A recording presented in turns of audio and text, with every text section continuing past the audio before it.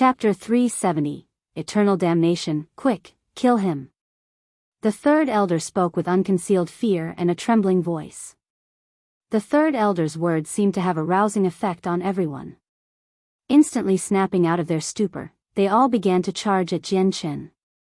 The closest person to Chen was the fourth elder, whose eyes radiated with a fierce glow. Just as he stalked toward Chen to swing his sword, a sudden change overcame his face. This was because he had unexpectedly felt his body being squashed with an unknown amount of pressure from the surrounding air. Like an invisible restraint, he was unable to break free from his confines no matter just how much force he put into his movements. Chen's eyes began to dilate with a strange craze to them. He would not hesitate at all to pay a heavy price if it meant fighting with all his strength. Waving the light wind sword in his right hand, he stabbed the azure and violet sword chi-infused light wind sword toward the fourth elder's saint weapon. Ding! As if his saint weapon was tofu, the fourth elder's saint weapon shattered into two pieces. With a muffled cry, a large amount of blood came out of his mouth as his face grew deathly pale. Even after breaking apart the fourth elder's saint weapon, Chen didn't have the luxury of being surprised. With a wave of his hand, he brought the light wind sword down and stabbed it straight through the elder's chest. Ah! The fourth elder let out a miserable shriek of pain as the azure and violet sword chi stabbed into his body. It was as if an unbelievable amount of power was erupting within him as the fused sword chi shot throughout every point in his body. In an instant, his entire body became mutilated and his bones reduced to dust. By this point, the remaining Heaven Saint Masters had already shot down with their sword chi aimed at Chen. Abruptly turning around, Chen's light wind sword tore apart the skies with sword chi as it defended itself against the other attacks. Wherever the sword moved, a black fissure followed. When the 7 Heaven Saint Masters' sword chi struck against the fused sword chi of Chen, not a single of them could predict that their attacks would dissipate into the void. Fourth Elder. Upon seeing the mutilated body of the fourth elder, the third elder's teeth nearly fractured under the intense grinding. Fury overtook his face as he roared out in anguish. Even now, Chen continued to spit out blood, even his pores had started to leak with it. Not only was the light wind sword in his hand fractured, but several cracks in Chen's skin could be seen, slowly oozing blood onto the outside surface. The amalgamation of the azure and violet sword chi amazed everyone with its power. However, with Chen's current strength, he was unable to control this powerful source of energy. Since Chen wasn't able to control it, he suffered from the repercussions. If this went on for any longer, even if he didn't die from the Heaven Saint Masters, then he would perish by the repercussions. Ah! The longer Chen wielded the fused azure and violet sword chi, the stronger the repercussions would be. The torment on both his mind and body had caused Chen to howl out almost animalistically. Leaping into the air with reckless abandon, he charged toward the closest Heaven Saint Master and scattered the light from his sword onto him. The moment the Heaven Saint Master had the sword pointed at him, he suddenly froze in place.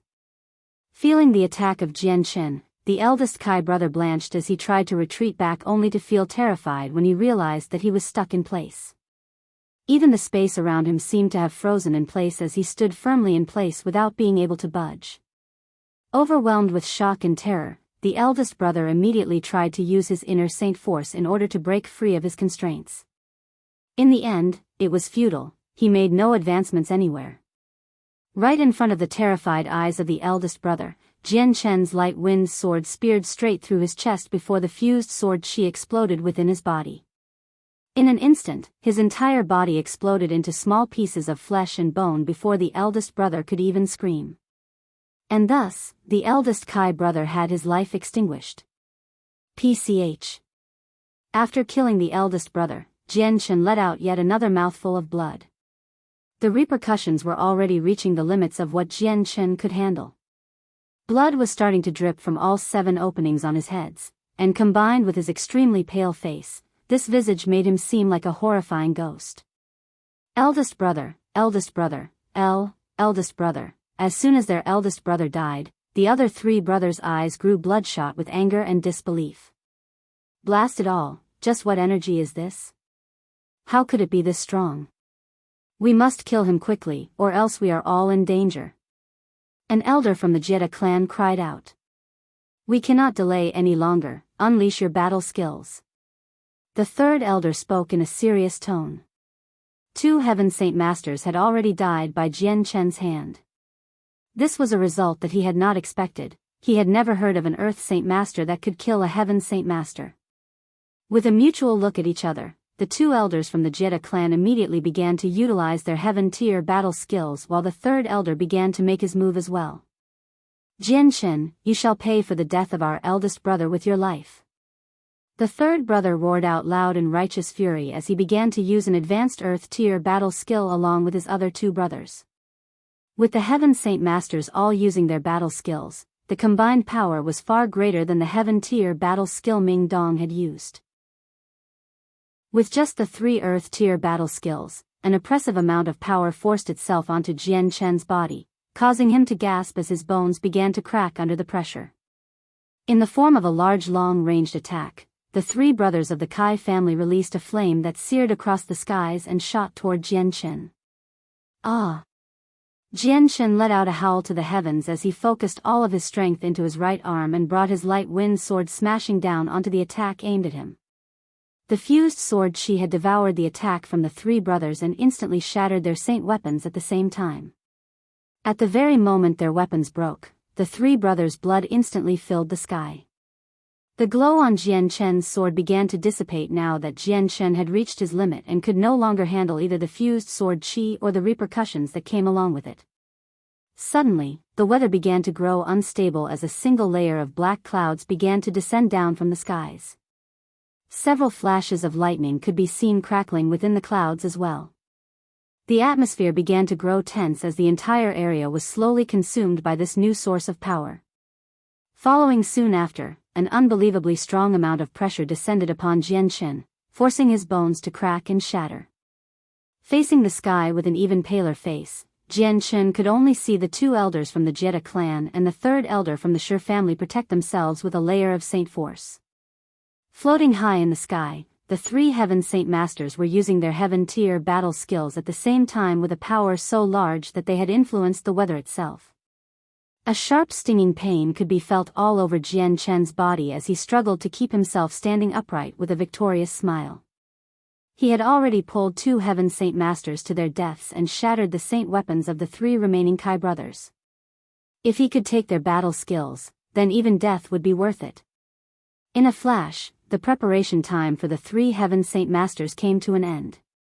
In the next moment, 3 rays of dazzling light could be seen jetting toward Chen with a speed that shook the air around them. The 3 Heaven Saint Masters were all extremely cautious and did not want to use their saint weapons to clash with Chen.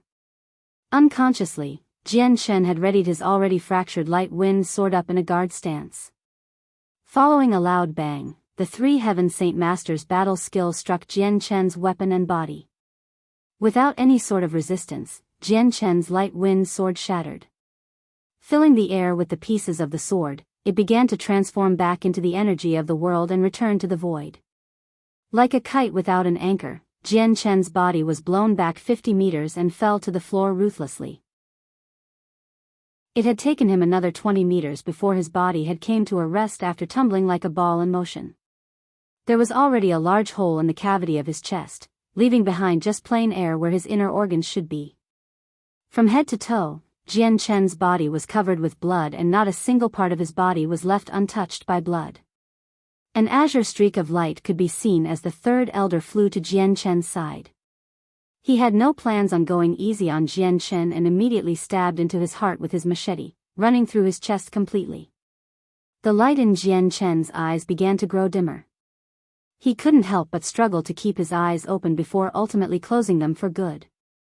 In the next moment, Chen's consciousness returned to a formless state. His own spirit had already begun to depart from the world and his senses grew dull to the outside world. At the final moments before his spirit would disappear for good, Chen couldn't help but think back to memories of his mother Bai Yuntian, his father Changyang Ba, his eldest brother Changyang Hu, his eldest sister Changyang Mingyue, his fellow student Tai Ta from Kargath Academy, and the close friends he had made, Qin Shao and Ming Dong. Is this the feeling of death? Mother. I'm sorry. Your child was not able to pay respect to you in the end. Eldest brother, second sister, thank you for taking care of me in the past. In the next life, I, Jian Chen, will definitely repay you. Captain Kendall, forgive me. I couldn't fulfill your final wishes. Ming Dong, Qin Shao, my brothers. This is goodbye. I won't be seeing you again. Jian Chen's mind continued to flash with memory after memory as his state of mind grew even more chaotic. He could tell that his time was growing to an end. Chapter 371, Escape from Calamity. The two Jedi clan elders and the third elder from the Shi family all gathered by Jian Chen's body. Although they had managed to kill Jian Chen, their faces did not seem very healthy. That was because they were still frightened out of their minds from the battle. The frightful amount of energy that Jian Chen managed to release, and used to kill the fourth elder and the eldest brother of the Kai family was quick and simple. In the end, even the three Kai brothers had their saint weapons destroyed. This was a show of power that was far beyond what a sixth cycle Heaven Saint Master could accomplish. This left the three remaining survivors terrified since Jian Chen was only an Earth Saint Master. Jian Chen's final burst of energy came from nowhere. Just how strong was that blast? One of the Jedi clan members gravely asked. Silently, the third elder began to ponder for a moment. Jian Chen is quite the strange individual. He must have cultivated some sort of secret technique that is unknown to us. It would appear Jian Chen is no ordinary figure. Let us hope that no strong clan supports him. The other Jedi clan member worriedly spoke. That is unlikely. If Jian Chen truly did have a strong clan secretly supporting him, someone would have come to his rescue when we were chasing him ages ago. It is my guess that Jian Chen was fortunate enough to come across moments where he had gained unbelievable power boosts. The third elder spoke. That's true. We've killed him already, so there is no need to talk about this. Let's take back our ruler armaments then. Most likely, Jian Chen's space ring will hold items of value. If we come across some sort of extraordinary battle skill or miraculous cultivation method, I propose that both of our clans share it in order to avoid a monopoly. The elder from the Jedi clan spoke.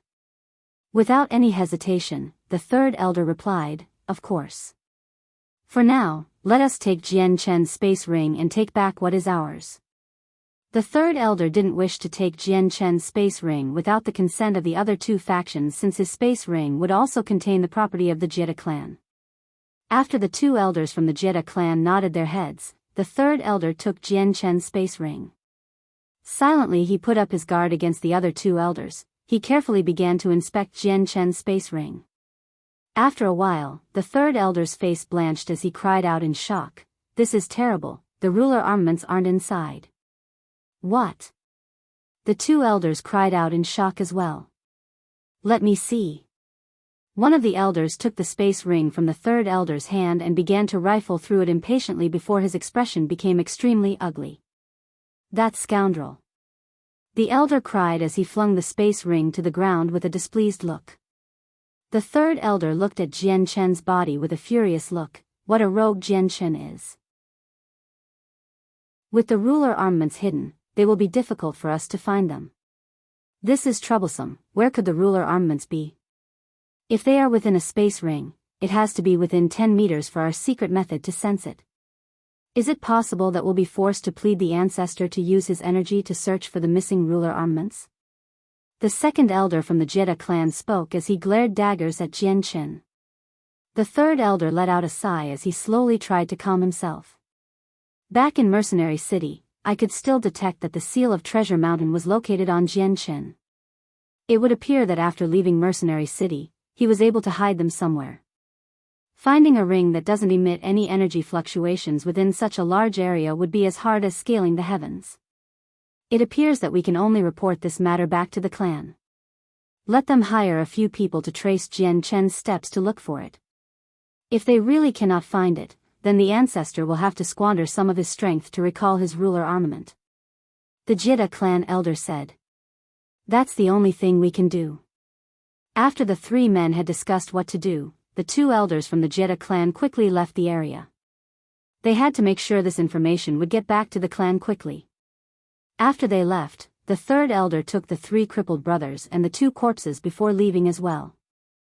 Chen's body gradually began to lose heat as his life continued to fade away. Right now, even his powerful soul was already close to disappearing due to all of the serious wounds he had sustained. The third elder had even stabbed through his head with his machete. If this had been anyone else, they would have died long ago. The world began to grow dark, and the surroundings grew quiet. Only a mess remained where Chen had fought, like evidence of how bitter the great fight had been. Suddenly, an azure and violet glow began to drift up from Chen's body. These were the 2 sword spirits that had resided within Chen's dantian.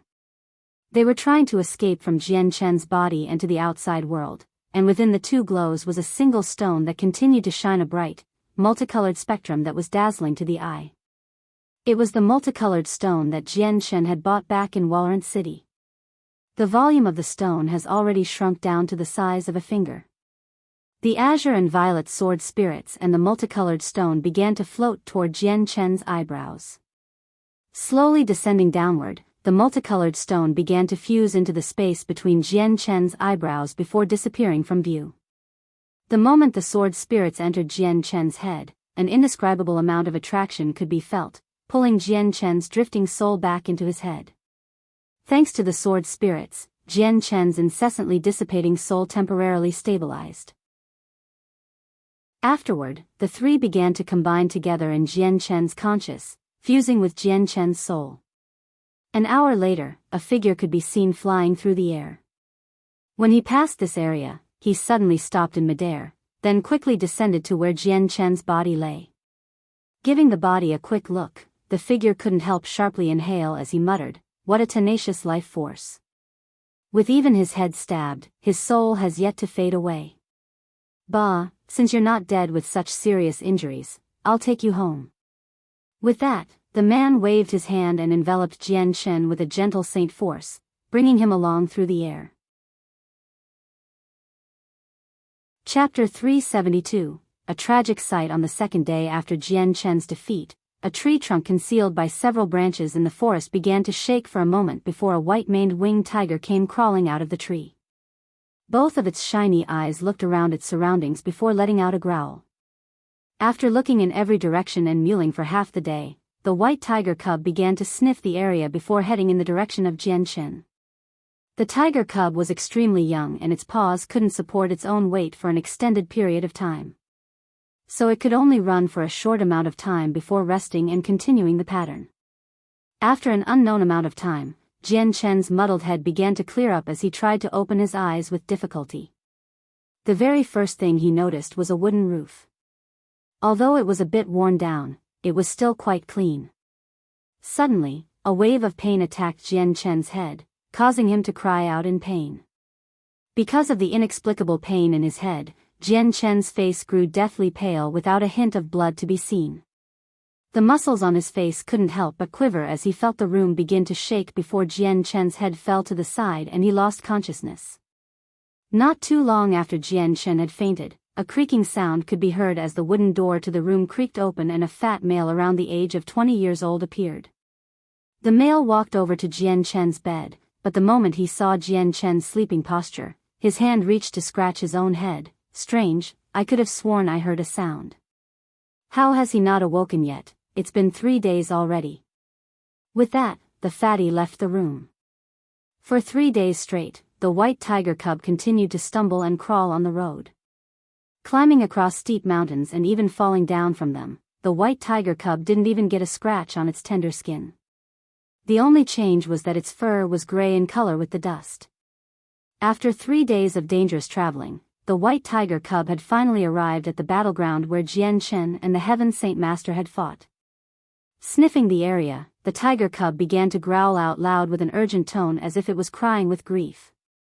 Running with all of its might toward a large patch of dried blood, the ground even had bits and pieces of Chen's body. Letting out another roar in sadness, the tiger cub looked around the area once more before sniffing the bloody patch of ground. Then, with a small nudge of its nose, the tiger cub took a piece of Chen's inner organs and put it into its mouth. Although the tiny part of the inner organ had already withered up, there was still a large concentration of energy within it. After eating the body piece, the white tiger cub began to feel a large amount of energy within its 4 limbs. It was as if it had enough energy to support its entire body. There was enough to the point where the tiger cub could feel several sharp fangs starting to grow within its mouth. As the tiger cub continued to eat the remaining parts left behind by Chen, it continued to howl in sadness. Not too long afterward, the entire area had been cleaned up by the tiger cub. By this point, while there was no significant change in the tiger cub's body, its ability to move around had grown significantly. All 4 of its limbs were sturdy and strong, and it no longer had the same difficulty moving anymore, nor were its movements awkward. Opening its mouth, the cub took one bite of the nearby dirt before spitting it back out. The originally bloody dirt had returned to its original state as if there had been no blood in the first place. After 10 hours, the white tiger cub had fully cleaned up the area so that not a single speck of Chen's blood remained. Not only Chen's blood had been taken, but even the opposing Heaven Saint Masters had been absorbed. For the tiger cub, the amount of energy remaining in their blood was like a tonic for it. After absorbing all of the energy, the white tiger cub had grown even stronger. Even the sharp fangs in its mouth had grown bigger and sharper.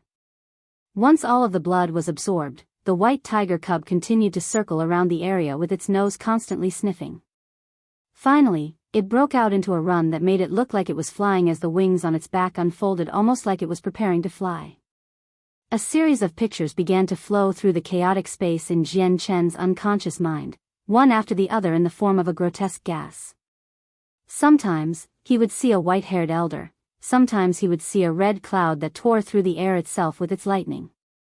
Sometimes, it was the 2 azure and violet sword spirits appearing as if they were lovers as they flew through the sky and danced with the metallic song of swords.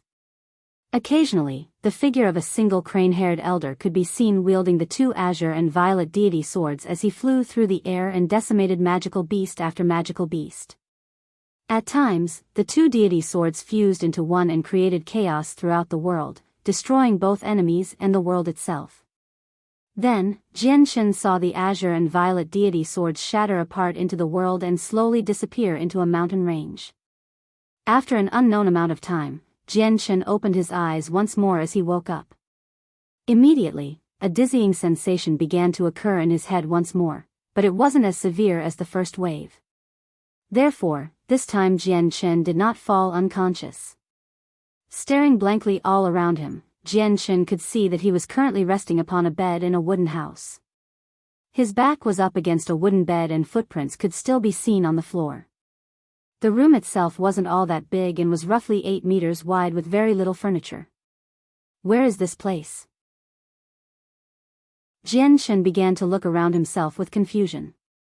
But when he tried to climb out of the bed, more pain struck and snaked up his body, racking his nerves. The sudden intense pain caused Chen to cry out once more and break out into a cold sweat. His originally healthy red face once again turned pale. Gritting his teeth, Chen lifted his head with difficulty to observe his surroundings. This time, he immediately froze in place as he saw a 30-centimeter hole in his chest, nearly separating his entire body into 2 in a grotesque shape. There was dried blood everywhere around the wound. This wound would horrify any person. Seeing the situation he was in, a tidal wave of memories began to charge forth into his mind from when he was battling the 8 Heaven Saint Masters. Did I not die? Chen's expression was rather dazed, but he soon regained himself as a joyous look overcame him. I didn't die, I really didn't die. Chen couldn't hold in the emotions within himself. As soon as his body began to tremble, the wound in his chest began to act up, causing Chen to grit his teeth together. After a moment, the pain abated, leaving Chen to collapse back onto the bed weakly gasping for breath. Laying there quietly without any energy, he began to think about his condition. A clear image of his current state could be seen within his mind. His perspective was a lot stronger than what it was before, but he couldn't feel happy about that just yet, and neither could he feel anything in his current state. Right now, the situation that had happened to him had left him in shock. His current situation was extremely grave, it was practically a total mess. All of his organs were on the verge of failing and even his heart was shattered, but even after such a serious blow, he had not died. But that had not been the most serious thing. The true extent of the damage that Chen suffered was from the light wind sword which broke after years of bitter cultivation. Although his dantian had not yet disappeared, there were no signs of the sword spirits. Even his saint weapon had been broken without a trace. The dantian had lost all source of his energy, meaning all of his cultivation had been lost irrevocably. Chen had been utterly dumbfounded. After losing his saint weapon, he had gone from a talented genius of renown to becoming a cripple. This was an incredibly serious blow to him. Could it be? Am I now a cripple? Chen continued to stare at the ceiling with a dazed look. His eyes were filled with an unwillingness. This was because he had far too many things to accomplish still, and in order to accomplish them, he would need a tremendous amount of power. Creak. At that moment, the door suddenly creaked open as a middle-aged man walked through the doors. He was around 40 years old with a steady face and wore clothes that were patched all over. Despite the poor clothing, they did nothing to hide his unordinary air. You're awake. The man stared at Chen. Regaining his senses, Chen looked at the middle-aged man listlessly. I thank you for rescuing me. The man walked toward Chen and stopped at his bedside with a smile. You are truly tenacious in order to take such a fatal blow without dying. If this were anyone else, even a heaven saint master would have died. The man suddenly stopped talking for a moment. The wounds you suffered were horrifying, to say the least. Even your inner organs were crushed. Aside from a high-leveled heaven saint master healing you, it will be incredibly difficult to heal your wounds. Chen was silent as he took in the information. With his saint weapon destroyed, he had lost all of his martial abilities. Seeing the look of daze in Chen's eyes, the middle-aged man sighed. Kid, think for a moment. Even if you were crippled, you can still live an ordinary life. Although it will be difficult to do anything marvelous, you'll learn to deal with it. I'll go ask my father later for a radiant saint pill so that you can heal faster. Chapter 373, Soul Aberration. Once the middle-aged man left, the room descended into a quiet calm. The only thing that could be heard was the faint breathing of Chen as he looked up at the ceiling. His saint weapon had been broken. Years of bitter cultivation and hard work, it had all been lost in the most dire situation of his life. This was a blow that was unbearable for him. He wanted to go home. He wanted to enact his revenge upon the Huayan sect. There was just too many things he wanted to do. But to do all of them, strength would be needed. Yet now he had degenerated to a cripple. Legends had it that even if a cripple were to reincarnate, it would still take a tremendous amount of time and effort to become an Earth Saint Master. The Jian kingdom was at its moment of peril as well, meaning that there was an unknown amount of time before even the Changyang clan would no longer be able to hold on. He couldn't try risking the chances of being reincarnated again. At that moment, the doors to the room opened up as a simple-looking fat man around 20 years old came walking in with simple clothing. The fat man walked to Chen's side and looked at the open eyes of Chen with a pleasant smile. Ah, you're finally awake. You've been asleep for several days already. The depressed Chen looked as if he hadn't heard a single word from the fatty and continued to look up toward the ceiling in a daze. Seeing the listless expression on Chen's face, the fatty had a suspicious look on his face. Looking up toward the ceiling, he then waved a hand over Chen's eyes. Hey, are you alright? Why are you looking up there? Is there anything good to look at up there? Chen didn't reply and his pupils hadn't registered any movements either. Scratching at his head, the fatty's eyebrows creased together as he muttered, I heard from father that you were on the verge of death, but your spirit had yet to disappear. Did your soul take some sort of damage and turn you into a vegetable? The fatty extended an arm out to rouse Chen from his stupor, but the moment he saw the frightful wound on Chen's chest, his hand froze in midair. With such a wound like this, shaking your body would definitely hurt. No, I can't do that.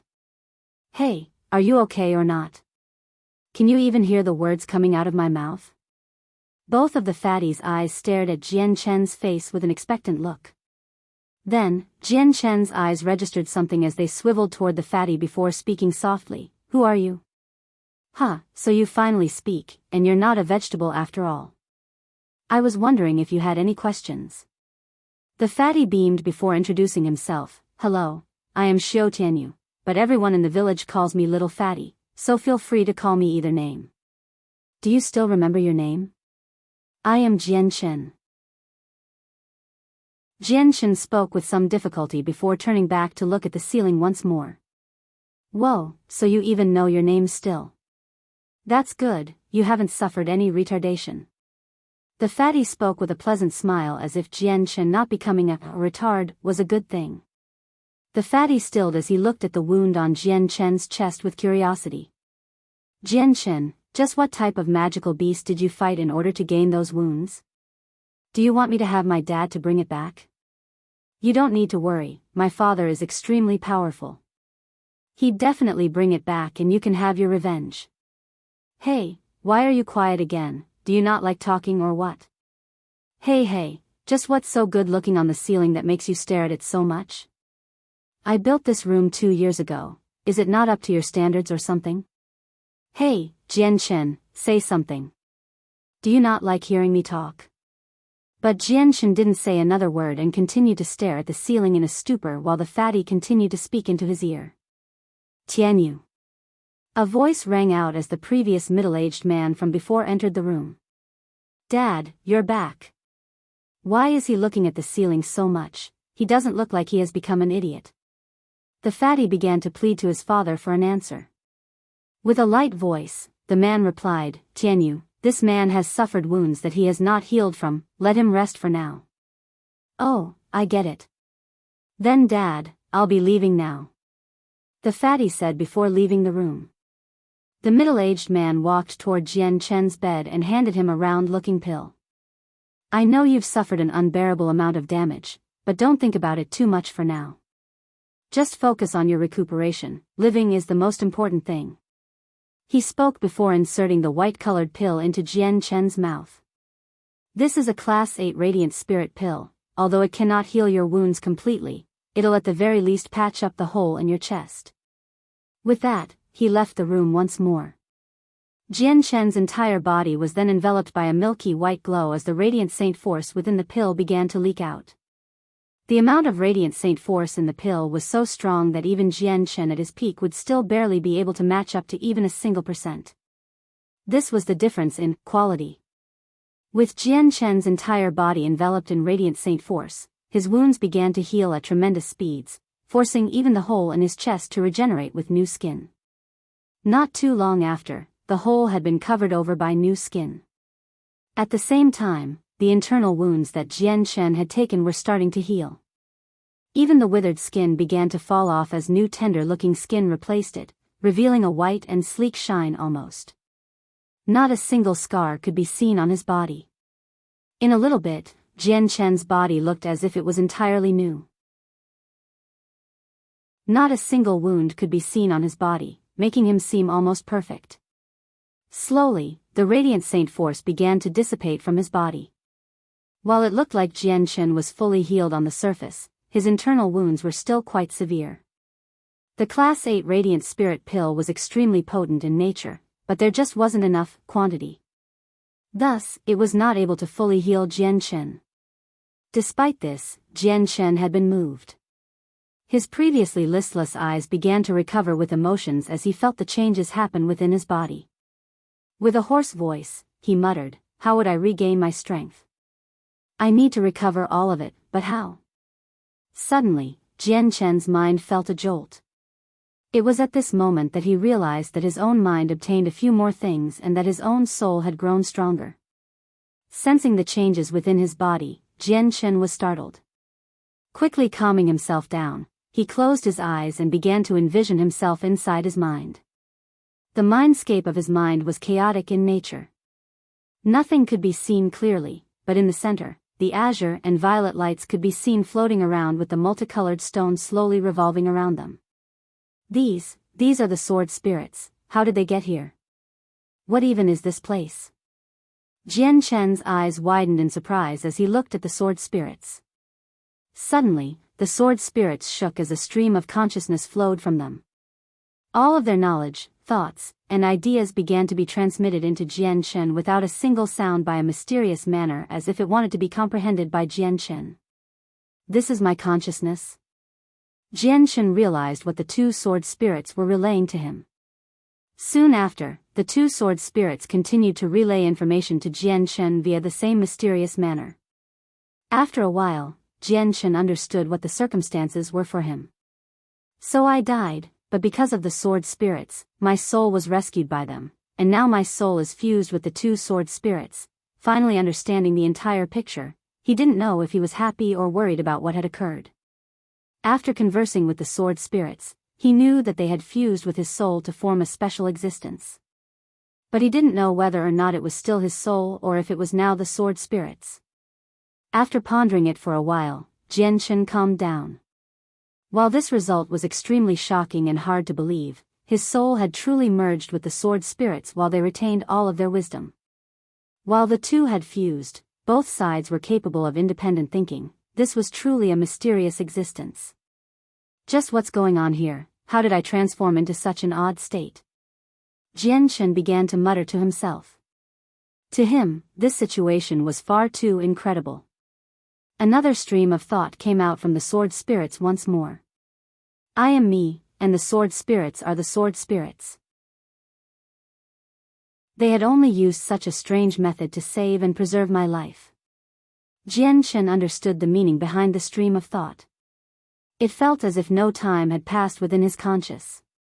It was as if the entire area had gone still, but instead of remaining in this area, Chen began to retreat from his mind after he had received the answers to his questions. The moment Chen had opened his eyes, he took in the sight around him. It was only then that Chen had truly taken notice that his soul had grown inexplicably stronger.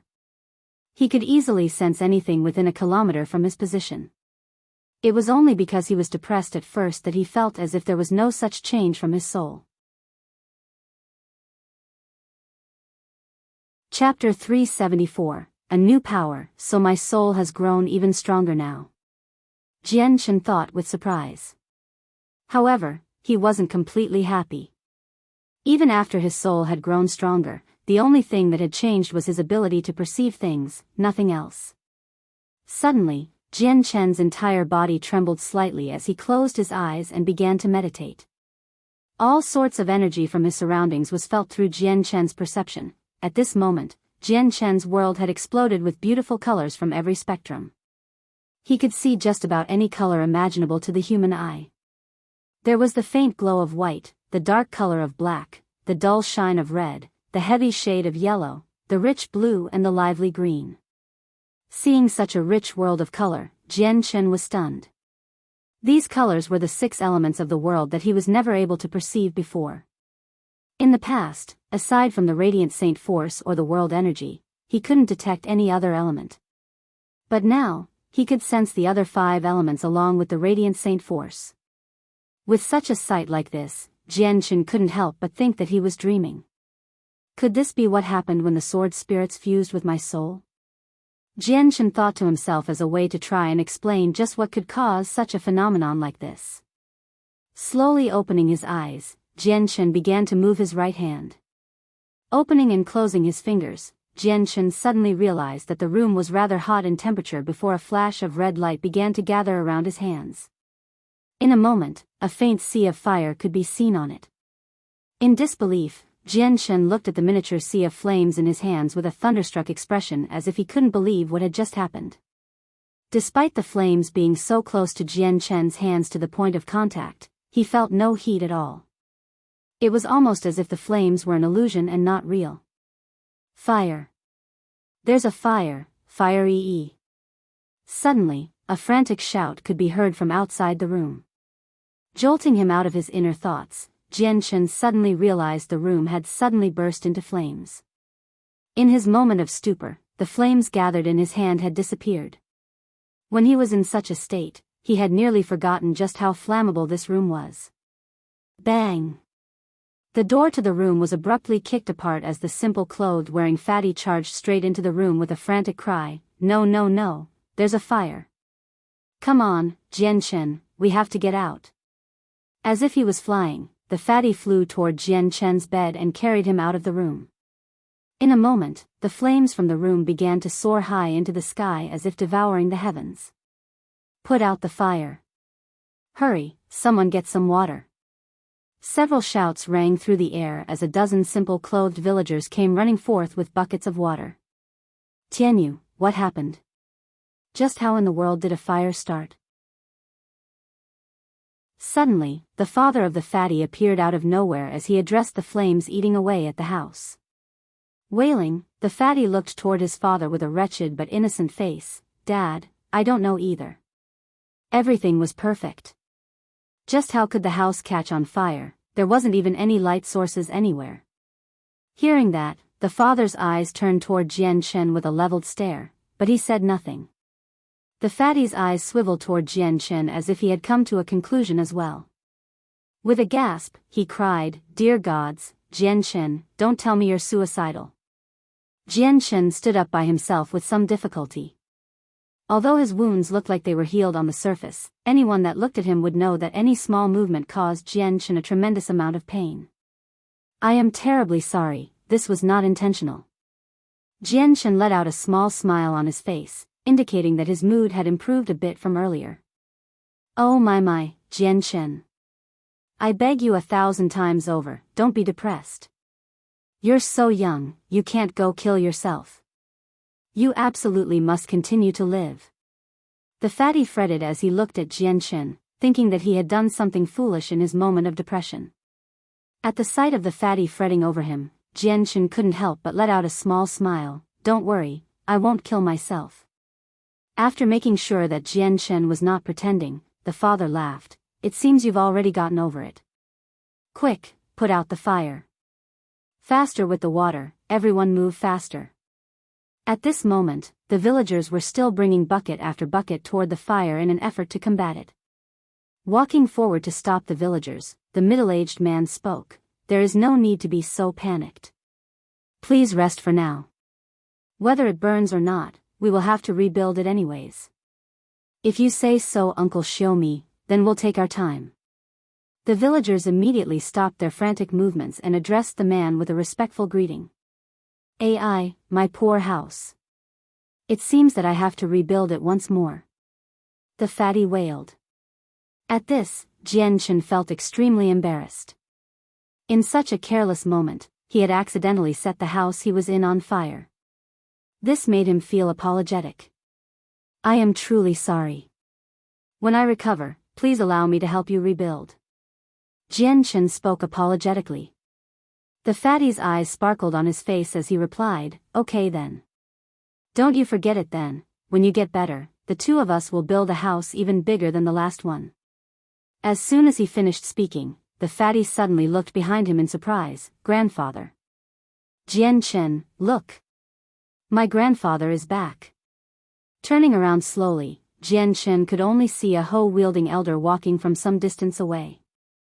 He looked rather ordinary like anyone else around his age. A single piece of straw held his hair together and even his clothes were of ordinary make. Both of his legs and the clothes around them were covered with dirt as if he had spent the entire day working the fields and had just returned home like a farmer would. Grandfather, the person father rescued has finally woken up. Let me introduce you, his name is Chen. The fatty cried out in a hurry to greet his grandfather. The elder looked at Chen for a moment before turning back to the fatty with a kindly smile. Little fatty, why is your house on fire? The fatty looked at Chen as well. Chen had wanted to kill himself in his depression, but everything's okay now. He has accepted life. After hearing such a statement, Chen had nearly fell to the ground in shock.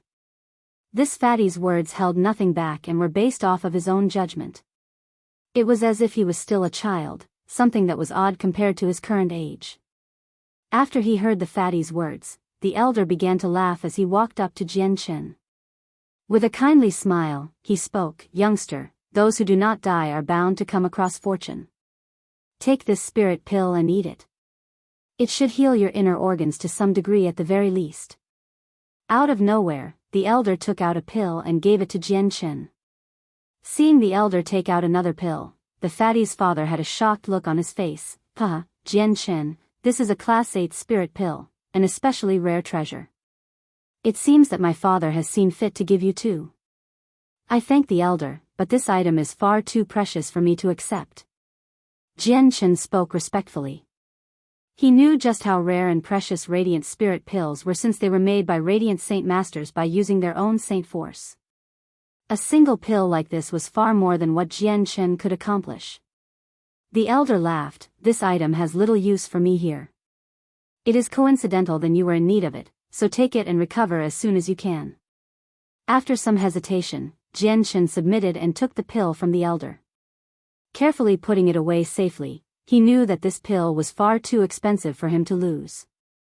Little fatty, go and find a room for Chen to rest in.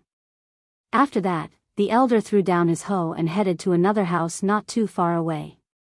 Looking at the retreating back of the elder with a complicated look, Chen didn't know what to think. Chen, let's go and find you a new room. The fatty spoke as he walked away. Soon enough, Chen found himself in another bed. He needed to rest as little fatty had said, so he sat down on the bed and began to sleep. After a while, Chen managed to calm himself down and tried to control the radiant saint force around him to heal. The Class 8 spirit pill was far too precious for him to eat just yet.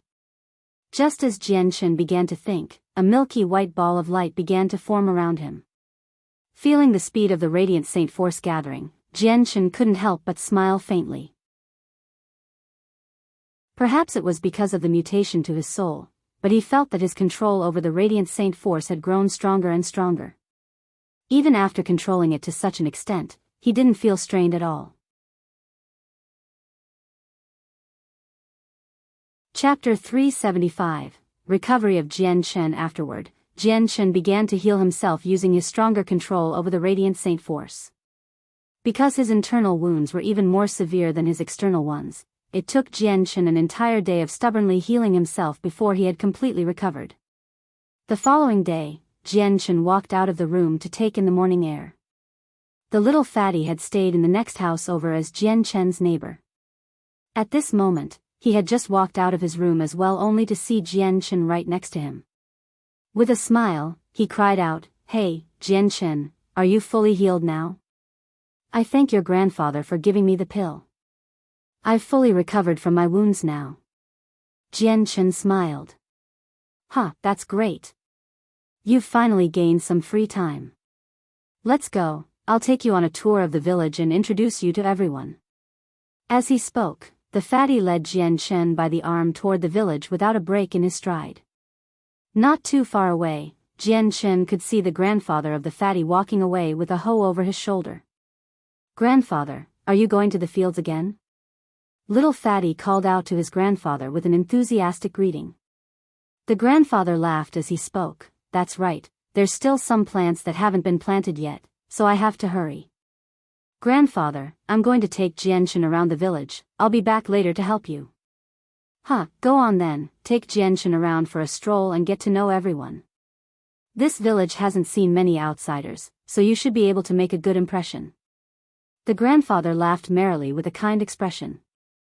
Chen looked at the grandfather for a moment before silently following the fatty away.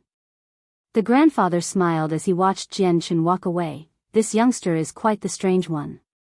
Right by his side, the father of the fatty appeared with a hoe in hand as he spoke. "Father, could it be that even you cannot see what this Chen is like?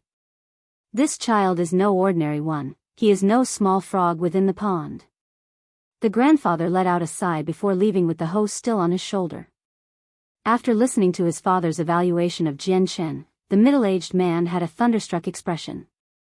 Looking at Chen's back, he said nothing and instead followed his father toward the fields. On the road, the fatty continued to give Chen some information about the village, like saying that it was within the Valley of Longevity. There were mountains everywhere with precipitous peaks that were hard to climb. The only way into this valley was a single road that twisted about more than a snake. This village had over 100 families living within it, totaling up to 600 people in all. Since they were cut off from the outside world, they could only rely on themselves to support their families. The entire village relied on Fatty's father to go out and bring them essentials from the world every so often, so they themselves never left.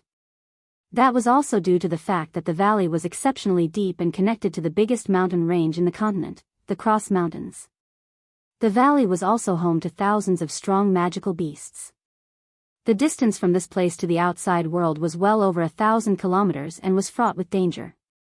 Even if one had 9 lives, if one wanted to leave, it would be highly unlikely that they would be able to. Little Fatty, if your father is able to reach the outside world, then your father must be a truly amazing person. Chen commented. Of course, my father is super amazing. Not only does he teach the entire village how to cultivate, but he'll occasionally bring back a super strong magical beast for the village. Because of this, the entire village worships my father. The fatty said proudly. Since your father is so amazing, then your grandfather must be as well, correct? Chen asked. That, I don't know, but I don't think my grandfather is all that strong. If he doesn't go fishing, then he's working the fields. I've never seen him bring home any magical beast, but he is the village elder where even my father listens to him. Have you ever seen the outside world? Nope. The fatty shook his head. I've lived my entire life in this village without ever going outside, but I've heard from my dad that the outside world is extremely large and wonderful. One time my father had planned on taking me outside, but my grandfather had stopped him and gave him a scolding. He said that I wasn't suited for the outside world, and so after that, my father never once let me out of the village. Suddenly, the fatty's eyes began to shine as he stared at Chen. Chen, aren't you from the outside world? How is it? Are the people as big and great as my dad says? Come on, tell me. Is the outside world as my dad says?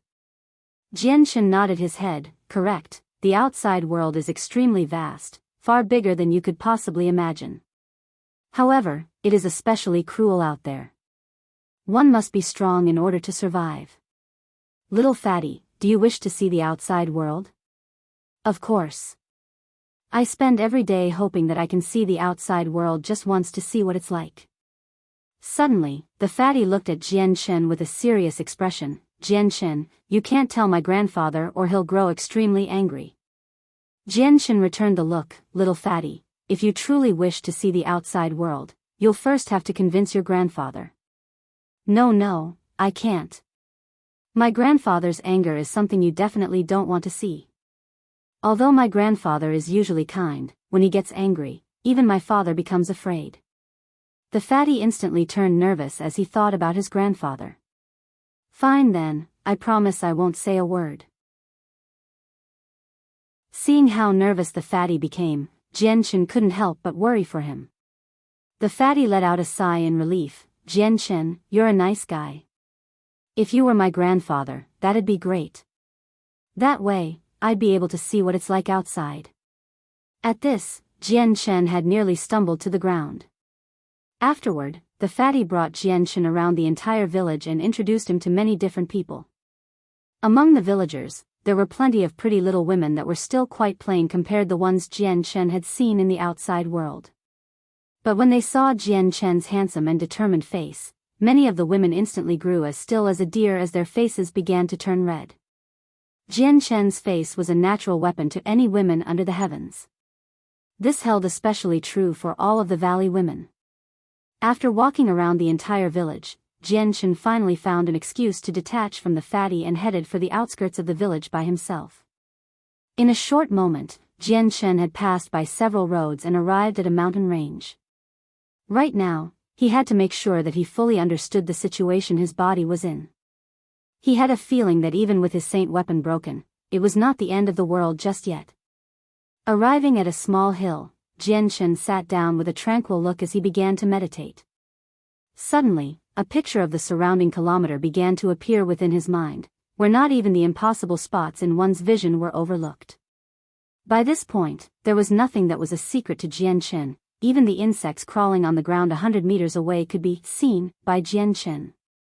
The azulate sword laws began to form within Chen's mind as he figured that this was the work of being omnipresence. Chen continued to work at this omnipresence, increasing his range from 1 kilometer to 2 kilometers. 3 kilometers. 4 kilometers. 5 kilometers. 8 kilometers. 10 kilometers. Jian Chen's omnipresence had somehow managed to reach 10 kilometers, but this was the farthest he could go. By this point, Jian Chen could see anything within that range without anything escaping his senses. Not even a single blade of grass was left uncomprehended by him. Suddenly, Jian Chen lifted up both arms, causing the earth elements in the world to gather near him. Afterward, a large earthen wall began to form by Jian Chen's side and encased him inside. Then, the dirt began to compress so much that by the end, it had somehow managed to turn into solid stone. Then, the entire area began to soar in temperature as a sea of fire appeared as well. Scoring the entire sky, the plants beneath Jian Chen's feet began to wither as several trees began to burn. The wind began to pick up in speed and blew sand everywhere, forming a dust storm. Countless of plants were uprooted, and combined with the burning trees, the fire grew extremely large in scale. Right after, the energy within the world began to ripple as a blue-colored light blanketed the entire forest before finally forming a large pool of water above. With a torrential downpour, the fire within the forest had been extinguished. Following the downpour, the sunlight began to grow darker as the previously daytime light turned to night. No matter where one went within a kilometer, there was only a blanket of shadows that made it hard to see even one's hand in front of their faces. But even then, the shadows began to grow smaller in scale from a kilometer to 500 meters. Shrinking once more to 20 meters before finally transforming into a single black-colored sword that floated right in front of Jian Chen. With a point of his finger, the sword moved straight through the air and pierced through hundreds of trees before disappearing into the world. And as soon as the black-colored sword shot through a tree, the tree would instantly begin to wither away. The energy of darkness had a strong rotting nature. Slowly sitting back down, Jian Chen's entire heart was in turmoil. After his soul had fused with the sword spirits, he had managed to gain a whole new set of abilities. Now, he was fully capable of controlling any of the 6 elements within the world and could bend them to his will. Then, Jian Chen's hand began to rise up as a faint glow of azure and violet sword chi extended from his fingertips. Chapter 376. Control over all living things. Looking at the sword chi extending from his fingers emotionally, Jian Chen couldn't hide his joy at all. The sword chi was extremely strong thanks to the sword spirits and was his strongest attack. Although he had lost his light wind sword and years of bitter cultivation, he still had plenty of fighting strength left. He was not a cripple that could not fight. The faint glows of sword chi continued to shine with both colors standing side by side as if it were a natural scene. This type of manner was as if the two were mingling with each other peacefully. In a daze, Jian Chen stared at the azure and violet sword chi. He couldn't help but think back to when he was fighting the 8 Heaven Saint Masters. Back when he was at the final part of the road, the sword chi had fused in the same manner. With that memory fresh in mind, Jian Chen's heart trembled with some lingering fear. The fusion of the two sword chi had been extremely powerful, causing even Jian Chen to be afraid. It was strong enough to shatter the saint weapons of the Heaven Saint Masters as if they were made of bean curd. This was something that was impossible to imagine for him, but when he thought about the 2 sword spirits making a full recovery, he couldn't even possibly begin to visualize just what terrifying level they would reach in power. When Jian Chen began to think back to just how powerful the repercussions had been when he used the fused sword chi, Jian Chen could only shake his head with a bitter laugh. After the sword chi had fused together, they had formed a formidable power with devastating aftereffects. If it were not for the fact that he had been trapped by the other Heaven Saint Masters, Jian Chen would not have dared to try and test it out. Suddenly, Jian Chen's heart skipped a beat as he opened his palm, causing a mysterious type of energy to fill the air around him. The leaves on the ground began to lift up as if being attracted by some type of force and slowly revolved around Jian Chen. Closing his eyes, Jian Chen began to harmonize with the world to become one. It was with a sudden realization that he felt his spirit connect with every single living thing around him. This feeling was similar to when he used the spirit sword, allowing him to control every living thing. Suddenly, the the countless leaves slowly flowing about Jian Chen's body began to shine brightly with an azure and violet glow. With an ear-splitting sound, they all suddenly shot toward a nearby tree with a blinding speed. Without a sound, the tree was instantly pierced straight through as the leaves continued on without faltering for even a moment. As they traveled farther and farther away, they continued to cut a path through any of plants in their way. It was only after 10 kilometers that the leaves finally began to slow down, and in the end, disintegrated in midair without the azure and violet sword chi. Whoosh! Whoosh! Whoosh! Whoosh! Suddenly, wave after wave of sounds could be heard as all of the leaves still floating around Jian Chen transformed into a blinding rays of light and shot outward.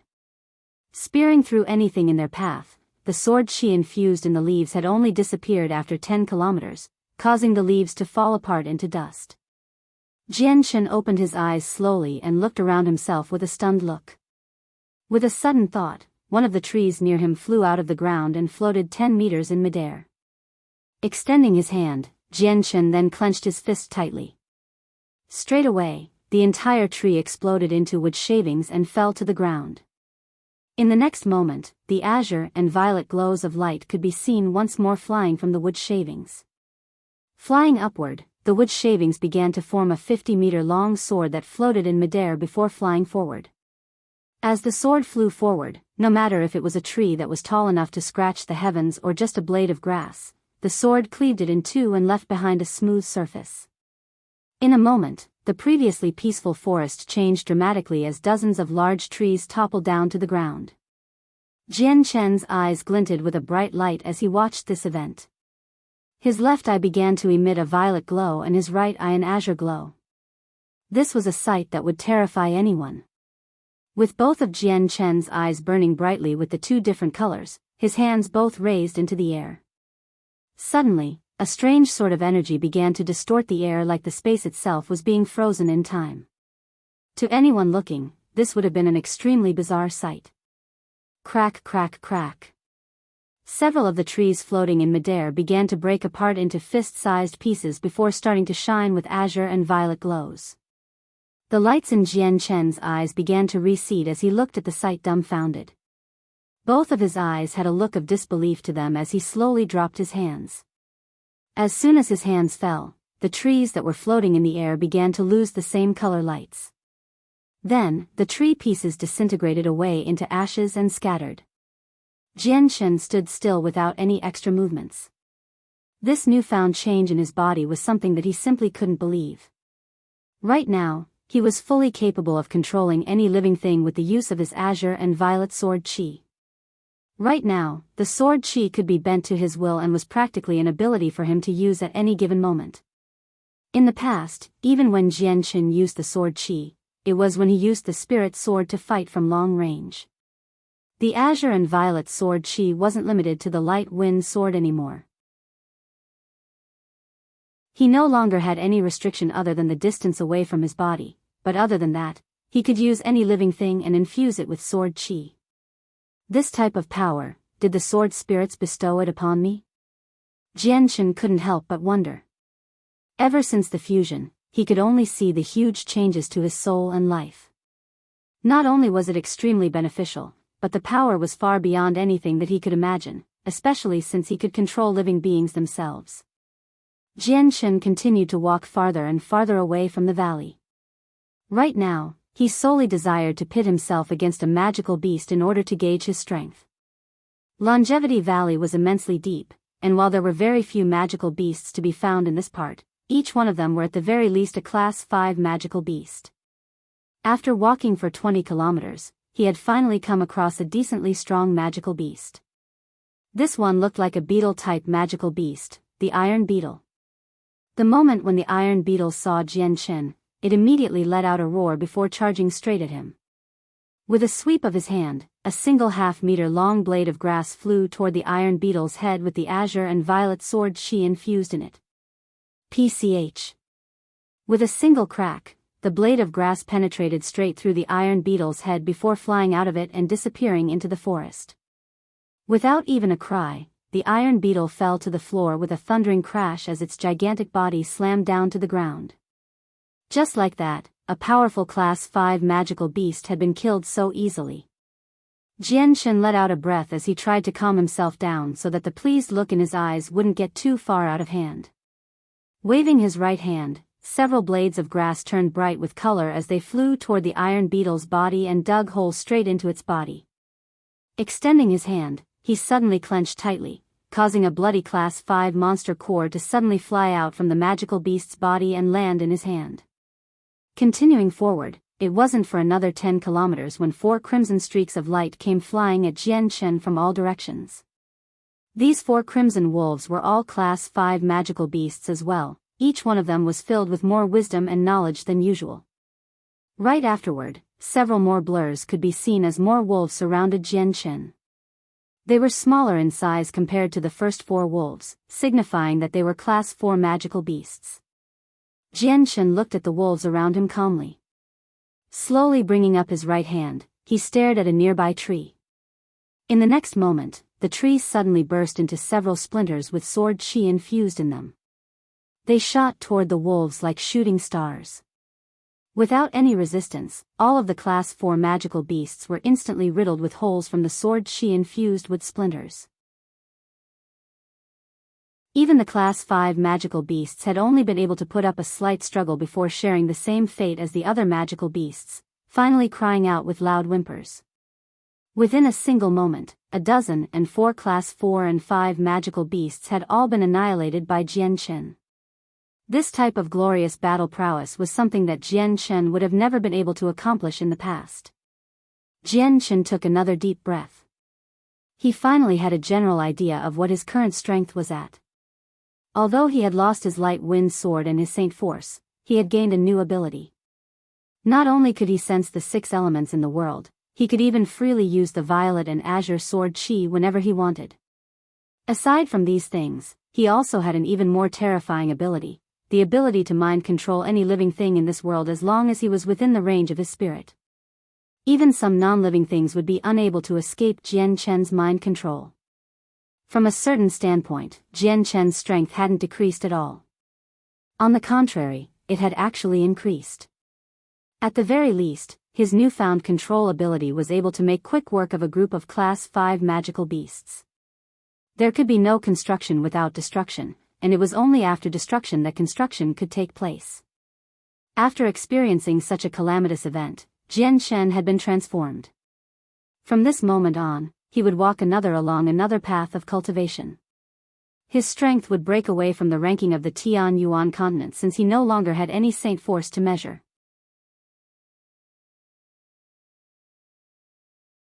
Chapter 377, Executing a Class 6 Magical Beast. After testing it out, Chen had a better understanding of his own strength now.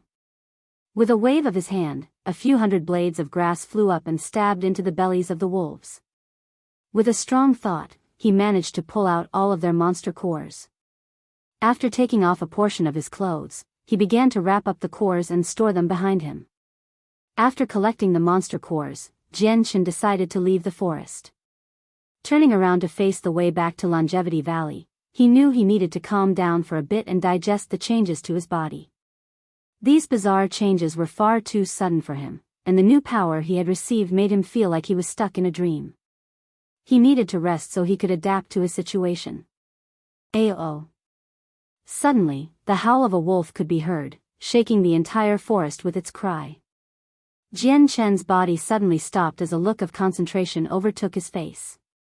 Slowly turning around, he spread out his senses for a kilometer, only to see a 10-meter-long, 3-meter-tall blood-red wolf flying in his direction at breakneck speeds.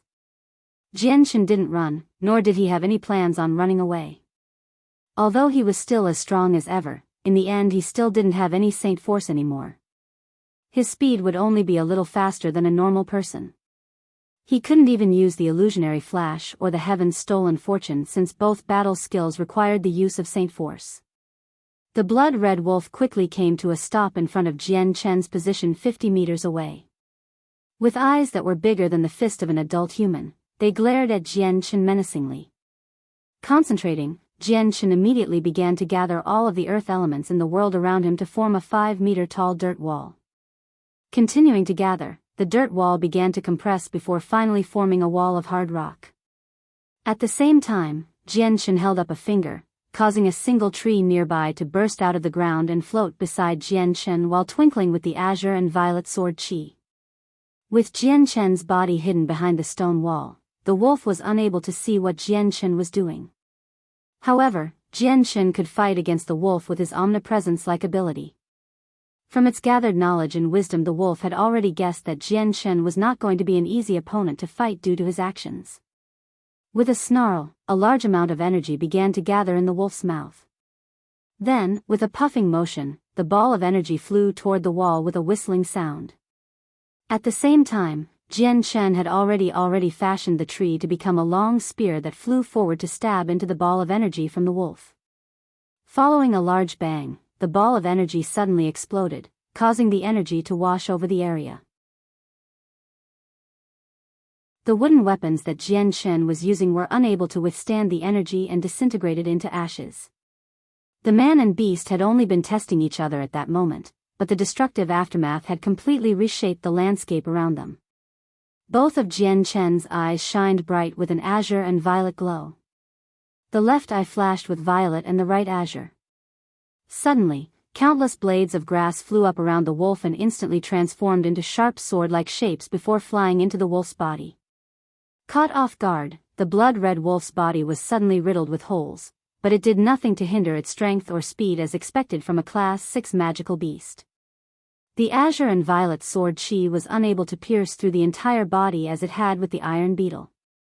This time, it was only able to penetrate 3 inches in before stopping. Despite this, it was still a decent amount of damage inflicted. The pain it felt all over its body caused the wolf to howl in pain before energy began to leak out from its body, forcing all of the embedded blades of grass away from its wounds. Ao. Even after all of the damage, the wolf had no intentions on retreating. On the contrary, it had instead grown even more berserk and transformed into a bloody red streak of light as it charged toward Chen. Even more blades of grass flew up from the ground and took on the shape of a sword. With the azure and violet sword chi infused, they flew out to stop the blood wolf once more. But because of the large amount of energy rippling out from the blood-red wolf's body, all of the blades of grass began to slow down as they approached. Even the sword chi in the grass began to weaken as well. Thanks to the shroud of energy protecting the wolf's body, the sword chi grew dimmer and dimmer. At the same time, the azure and violet glow in Chen's eyes began to grow stronger and stronger in intensity. All of the trees surrounding him exploded and caused countless of splinters to fly up into the air, protecting his entire body. With a single thought, Chen instantly transformed the wood splinters to form a draconic shape before flying to hit the wolf. The very moment when the sword chi-infused wooden dragon struck against the wolf's shroud of energy, the wolf's forward momentum began to slow down noticeably. The energy protecting its body was pushed farther and farther back before the wooden dragon was finally able to strike its head, dealing a tremendous blow instantly. Ao. The wolf let out another howl in pain as a large ball of energy shot out from his mouth. At the same time, the wooden dragon that had slammed into the wolf was scattered by the ball and the pieces dispersed into the air. Chen let out a sneer as he muttered, "You are truly strong, let's see if you can handle my strongest attack then." Chen's finger formed a sword, allowing the special energy from the sword spirits to extend out a meter from his fingertips. This was a blade made of pure origin energy from the sword spirits, something stronger than the wooden dragon from before in terms of sword chi. In that moment, the origin energy extended out to fly at the wolf. Knowing just how strong the azure and violet sword chi was, the wolf instantly lashed out with his claws to bat away the origin energy from the sword spirits. But the very moment the two made contact, its claws were split in two. In that instant, the wolf's eyes revealed a panicked air. Unfortunately, the origin energy was already far too close to the wolf so that it wouldn't be able to dodge. In the end, the attack stabbed into the wolf's head. A heaven-shaking howl could be heard as even its soul had been annihilated by the sword spirits. With a bang, the wolf's carcass fell to the ground. Seeing the dead wolf on the ground, Jian Chen let out a sigh in relief. This one battle had made him realize just how far his strength had improved. With his ability to use his mind to control every living thing with his sword chi, he was able to easily kill a Class 5 magical beast, but a Class 6 magical beast was a little harder to kill. If he wanted to kill one, he had to use the origin energy of the sword spirits. In the end, it could be said that Jian Chen had already reached the level of a Heaven Saint Master in terms of battle strength. Collecting the Class 6 monster core from within the wolf's body, Jian Chen immediately began to drag the body back toward Longevity Valley. The body of a Class 6 magical beast was far too precious to waste here. If he could present it to the village in the valley to dine on such a high-class meat, then it would prove very beneficial for everyone. Suddenly, Jian Chen felt something in the air. Looking up into the sky, he could only see a muddy middle-aged man fly over before landing next to Jian Chen. This person was the father of Fatty and was also the very same person who had rescued Jian Chen. With a stunned look, the middle-aged man looked at the carcass of the blood wolf behind Jian Chen. Jian Chen, did you kill this blood wolf king? Revealing a small smile, Jian Chen felt a sense of satisfaction from this achievement. Yes, I killed it. The father clapped his hands in applause. Not bad at all. The Blood Wolf King is a Class 6 magical beast of the 3rd cycle. I didn't think that you would be able to kill one. Just what method did you use to kill it? Now that you've lost your saint weapon, you shouldn't have any energy left in your body. There was a good deal of confusion on the man's face. I used the power of my mind. Jian Chen didn't bother to hide the truth at all since it wasn't necessary.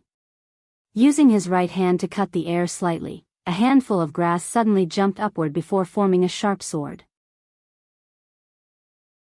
With the azure and violet sword she infused in it, they shot toward the body of the Blood Wolf King. Despite it being dead, its body was once more riddled with holes.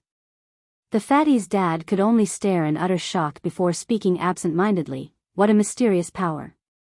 This power is your mind? Unfathomable. Just utterly unfathomable. Jian Chen smiled but decided to not dwell on the subject anymore. Uncle, are you heading out to the outside world? He shook his head. My father told me to come here. He was afraid that you would be in danger and told me to look around. However, it seems that my father's worries were unfounded. Despite the loss of your saint weapon, you didn't lose your strength. Let's go back, Jian Chen. It's almost time for the noon meal. With that, the man flew into the air before quickly disappearing from sight. Seeing the man disappear, Jian Chen showed an envious expression. The ability to fly through the sky had always been one of his goals. Suddenly, the fatty's father came back. Seeing how Jian Chen was still on the ground, he asked with concern, Jian Chen, are you not able to fly? Shaking his head, Jian Chen replied, I haven't yet grasped the way to do so. Flying is a difficult challenge for me. It should be no problem for me to look into it when we return to the village, however, at this moment. Ah, is that so? Then allow me to take you back. The noon meal shouldn't take too long to finish, so by the time we return, it should almost be ready. With that, the man waved his hand, enveloping Jian Chen within his energy before bringing both him and the carcass of the Blood Wolf King up into the air and through the valley. Chapter 378, Celestial Decay. Seeing how they were flying through the air, Jian Chen couldn't help but feel excited. The power of flight was something he would soon be able to achieve. Since he was able to control the elements in the world with his mind, flying would not be a problem for him. He just hadn't discovered the trick yet. Given some time and experimentation, then he would be able to attain flight just like the Heaven Saint Masters. Slowly closing his eyes, Jian Chen began to feel for the wind elements surrounding him and began to figure out the trick to flying and to increase the speed. Flying seemed simple, but there were many significant details to be learned first. It required constant practice in order to excel at it. Otherwise, if a beginner student were to try to fly 100 meters in the air and was hit by a sudden gust of wind, he would be unable to control his flight. The speed they were flying at was extremely fast. It didn't take long for Jian Chen and the man to return to the valley. It was noon by now and smoke could be seen spiraling up from the village. At least 5 men could be seen scurrying around the village in preparation. The middle-aged man didn't bother to hide their entrance and pulled both Chen and the carcass of the Blood Wolf King to the center of the village before slowing down. Hey, Xiaomi has returned. Xiaomi has brought back another large magical beast. It seems that the village won't be able to finish this much meat. With such a large wolf, who knows just how long it'll take, Xiaomi always brings back such a fearsome beast for the village. He has always done the greatest contributions for the sake of our village. As everyone began to show up, they all looked toward Fatty's father with looks of undisguised worship and admiration. There was no shock at all from seeing the two fly back. It was almost as if it was a regular sight. The father let out a laughing smile before replying back to everyone enthusiastically. There was no hint of arrogance normally seen in a Heaven Saint Master and just kindness instead. Xiaomi, you are too amazing. It doesn't take much thought to know that this wolf was extremely strong, but you killed it easily. One of the men laughed.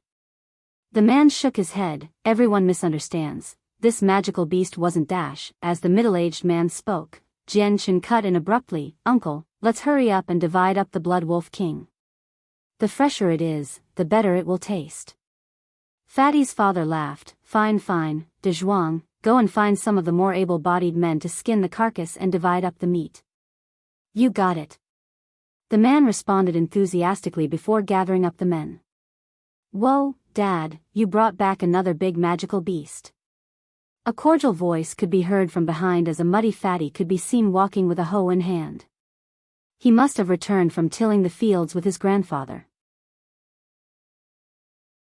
Without any further explanation, the father took Chen back to eat a meal after greeting everyone. The meal had been cooked by Fatty's mother. She looked no older than 30 years old and was spectacular in appearance. There was the grand air of a noble about her, and despite the common clothing she was wearing, it did nothing to hide her mannerisms. It didn't take more than a single look to figure out that she wasn't raised from the village. Sitting at the table with the family of 4, Chen began to eat. The meal was rather simple and consisted of vegetables they grew themselves.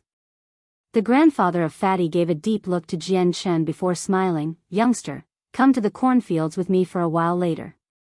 There's a plot of land that requires cultivating. Grandfather, Chen only just healed. Why would you make him do manual labor? Wait for Dad and I to finish planting the cabbages, we'll help you then.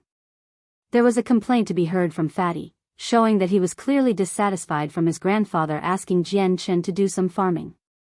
Upon hearing the grandfather's request for him to help till the fields, Chen was stunned for a moment. Then a relieved look took over his face. Fine. But I've never farmed before, so if there is anything I don't understand, I hope that senior will give me pointers. Chen knew that the grandfather was a hidden expert that was living in seclusion for some unknown reason. Chen wouldn't squander a chance to talk to the grandfather for any reason. No need to call me senior, my family name is Xiao. As the village elder, you may call me Elder Xiao or Uncle Xiao. The grandfather spoke with a kind voice. After the meal, Chen followed Elder Xiao out toward the cornfields with a hoe on the top of his shoulder. When Chen looked at the hoe on his shoulder, he couldn't help but force out a smile. Could it be that with your noble status, you feel that this hoe is degrading your status? The grandfather's face had already lost the kindly expression he had back in the village. Right now, he was expressionless. It would appear that the kindly expression would only appear within the village. Elder Xiao, you misunderstand. That was not my thought at all. This is my very first time farming with a hoe before, so it is a new sensation. Chen tried to explain. Then that's fine. No matter how strong you are or how high your status is, you must never throw away your conscience. A man's conscience is extremely important. One must be kind and benevolent in order to attain the highest level of mastery. Take heed to this. Even if you are a genius without equal and have only success after success, in the end, your achievements will amount to nothing. The elder spoke. This junior will remember these words. Chen spoke modestly. Elder Xiao continued to walk toward the field with the hoe in hand. I know that your heart doesn't truly understand the meaning of my words. But you must know, all those within the continent who have reached the Saint Ruler realm have always decided to shun the world. It is very rare that they roam the outside world. Chen narrowed his eyes as he thought about the words. This junior has always thought that those who have reached such a level have practically detached themselves from the secular world and all of the worldly enticements. That is why they do not appear in the outside world often, but hearing Elder Shio's words, is that the true reason? Correct, the situation isn't as you thought. For all those who have reached the Saint Ruler realm, they have already comprehended the existence of the profound mysteries of the world. At the same time of gaining such a strength, they also feel the restrictions of the world. The restrictions of the world? Chen was extremely curious now. This was the very first time he had heard of such a matter relating to a saint ruler. Correct, the restrictions of the world. After reaching the realm of the saint ruler, they will receive the punishment of the celestial decay. The celestial decay is a terrifying matter that has never been broken free from. It's a rule that is specifically directed toward those saint rulers who have violated any of the laws. Elder Shio's face grew somber as he talked, an indicator of just how terrifying the celestial decay was. Elder Shio, just what is this celestial decay? Is it truly that terrifying? Chen was curious. He had never heard of such a thing before, so it was hard to not be curious. The celestial decay is a law of the world that transcends time itself. It is able to eliminate or discipline those at the saint ruler level or higher. There are 5 different stages to the celestial decay. The hair becomes as dry as hay, the body withers away, the blood within the body evaporates, the inner organs begin to burn, and finally the soul itself dies out. By this point, the body and soul are truly extinguished. Within the Tianyuan continent, no matter how strong of an ability one has, if they commit a great sin, they will not be able to escape the punishment of the celestial decay. Thus, the celestial decay is a rule that regulates even saint rulers to prevent them from committing any sins. Then what is considered to be committing a great sin? Chen asked. At that moment, the 2 men had reached the fields. Swinging his hoe down to till the earth, Elder Shio began to speak. The exact details are unknown, but after many years, those who have violated the rules of the world spoke of their experiences. From this, we gathered that a saint ruler who slaughters countless innocents or one who commits an act of injuring the heavens will undoubtedly receive the punishment of the celestial decay. Other than that, we are still not sure what else violates the rules. The celestial decay is a law of the world that regulates saint rulers and higher from committing any sins. But it has never appeared within a saint ruler that has secluded himself from the world. The reason why is because of one thing, conscience. Conscience? Chen asked. Correct, it is conscience. The world of mortals is a large vat. If one is pure and honest, then they will dye the human world with color. To lose your conscience is to be weak-willed and give in to the temptations of money and power. If a saint ruler wishes to progress in improvement, they must continue to try and comprehend the profound mysteries of the world. One's attitude toward the profound mysteries of the world must be calm and be able to withstand any of the worldly temptations. Once the soul is as close to the world as possible, that is when the comprehension of the profound mysteries of the world come even faster. If one is swayed by the worldly temptations, then they would be stuck in a game like Go. No matter where you go and no matter how much you try to harmonize with the world, it will be impossible to comprehend the profound mysteries of the world. If one cannot regain their conscience, then there can be no progress. Elder Shio dug his hoe into the ground again and again as he spoke to Chen. Hearing this, Chen had no words to say. He continued to think about the words Elder Shio had said. His words had brought about a great revelation for Chen. Truly, listening to the words of a wise man was superior than to studying books for 10 years.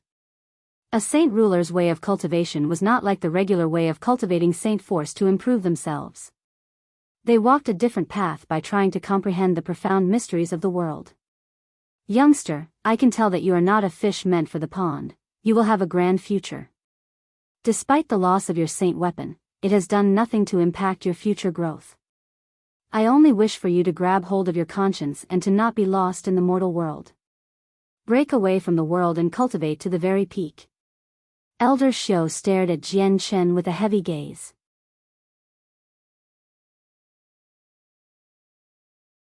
Chapter 379, Flying Through the Air. Elder Xiao, thank you for your guidance. This junior will definitely remember these words. Chen spoke with an apprehensive feeling in his heart. Separating from the mortal world was easier said than done. He was barely 20 years old with many things left to do, such as revenge. He had not yet felt enough of the warmth from life with his family, so there was no way for him to break away from the mortal world just yet, unlike the elders who had already done so. To a 20-year-old youth like Chen, breaking away from the mortal world was impossible. As long as you remember my words. I know you cannot hope to achieve such a step right now, but you must take heed to never lose your conscience. Do not be deceived by hatred, greed, or power. Elder Xiao continued to speak while brandishing the hoe at the ground. This junior understands. Chen was like a modest student who was listening intently to his teacher. As the elder tilled the ground, he suddenly stopped to turn back to Chen. Youngster, would it be possible for you to show me your current strength to satisfy my curiosity? I already know of your battle with the Blood Wolf King, but your ability is something that I have never seen before in my entire life. Chen couldn't help but feel shocked. He hadn't thought that his every single move and action had been monitored by Elder Xiao. But then, thinking back to just how strong Elder Xiao was, Chen felt relieved. This junior has only just received this power, so I do not fully understand it just yet. If Elder Xiao has any pointers to give, then please. With that, Chen's eyes began to flash brightly. With a single thought, the ground beneath them began to float up into the air from the power of some mysterious force.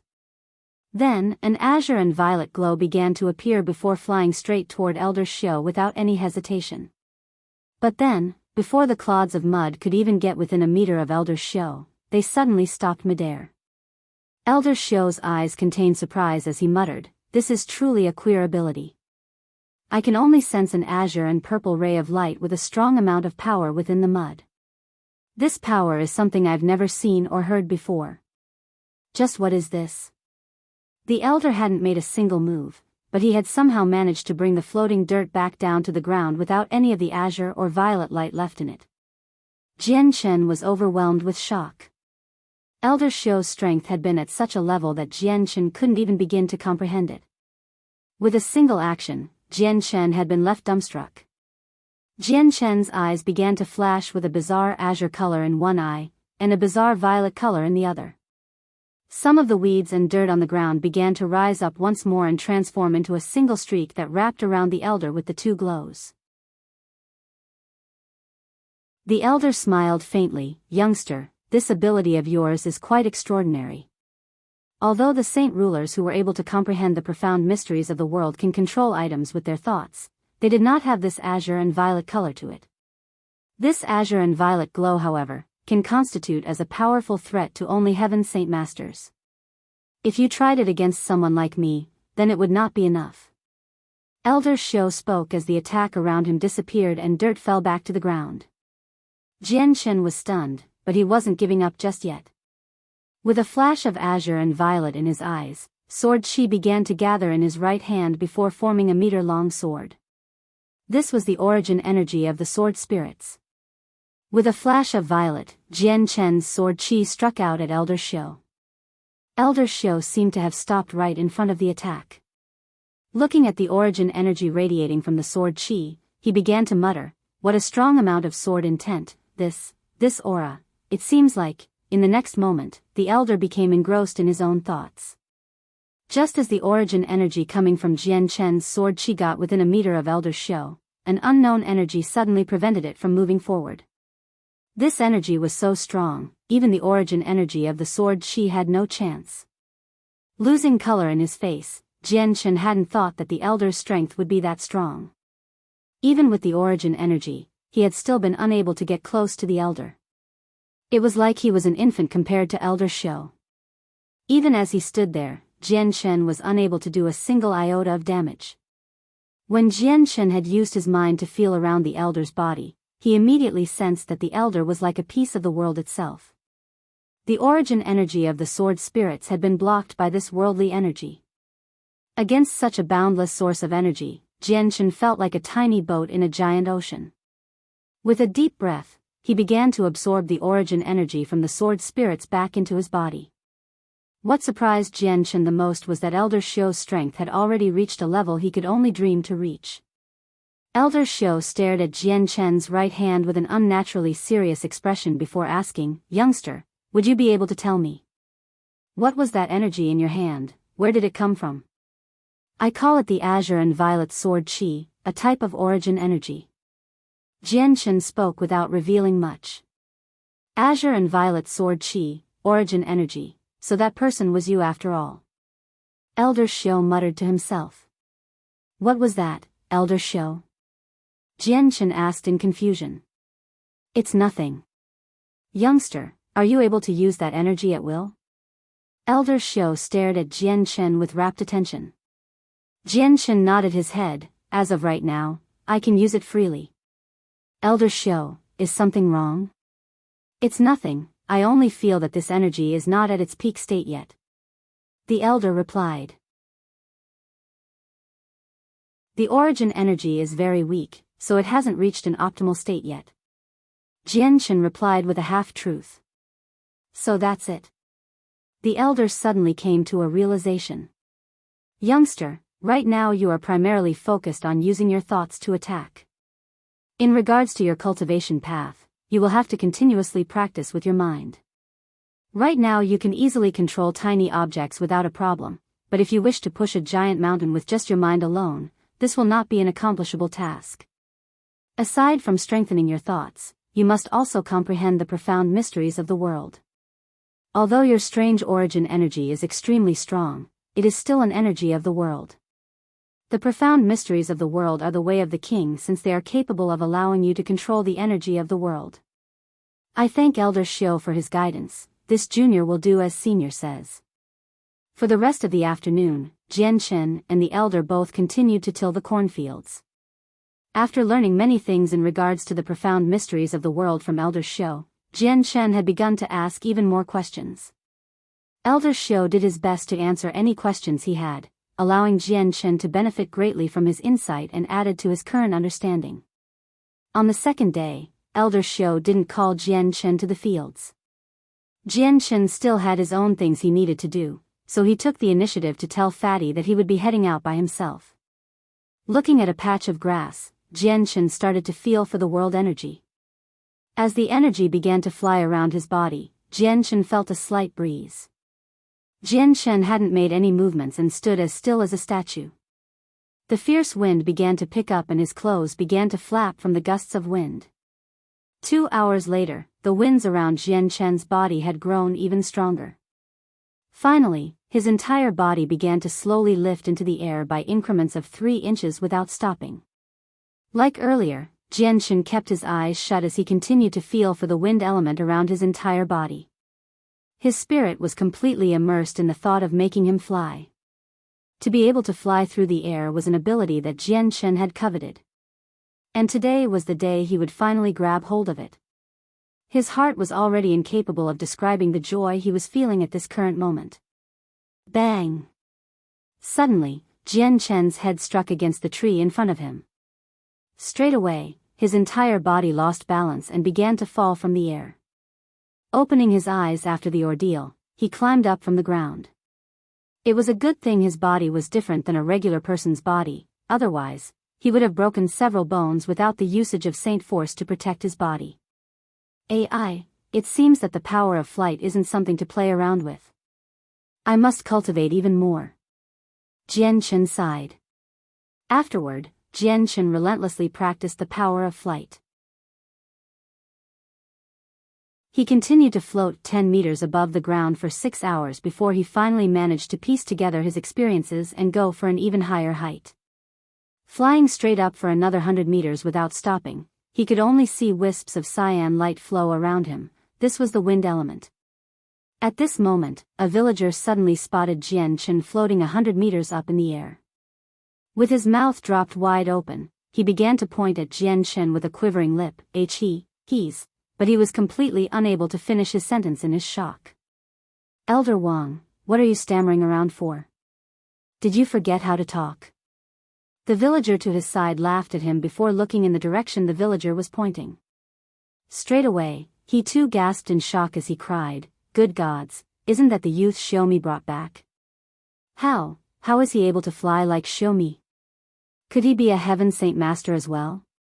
The sight of Chen 100 meters up into the air was an extremely eye-catching sight. Such an event didn't take long for everyone to witness. Each villager could only look on in utter disbelief. Oh my god, Chen could fly? Is he a heaven saint master? God, this is unbelievable. Even the little fatty who was working the fields had noticed Chen and instantly cried out in shock. All of a sudden, a strong gust of wind blew across the concentrating figure of Chen, forcing his body to shake back and forth. Unable to keep control, Chen began to plummet down to the ground. With a change in expression, Chen began to collect his thoughts once more before drawing the wind elements close to him. At the same time, a cyan-colored figure could be seen flying straight for Chen a good distance away. It was little fatty's father, Xiaomi, who had seen the predicament Chen was in and came by quickly to help.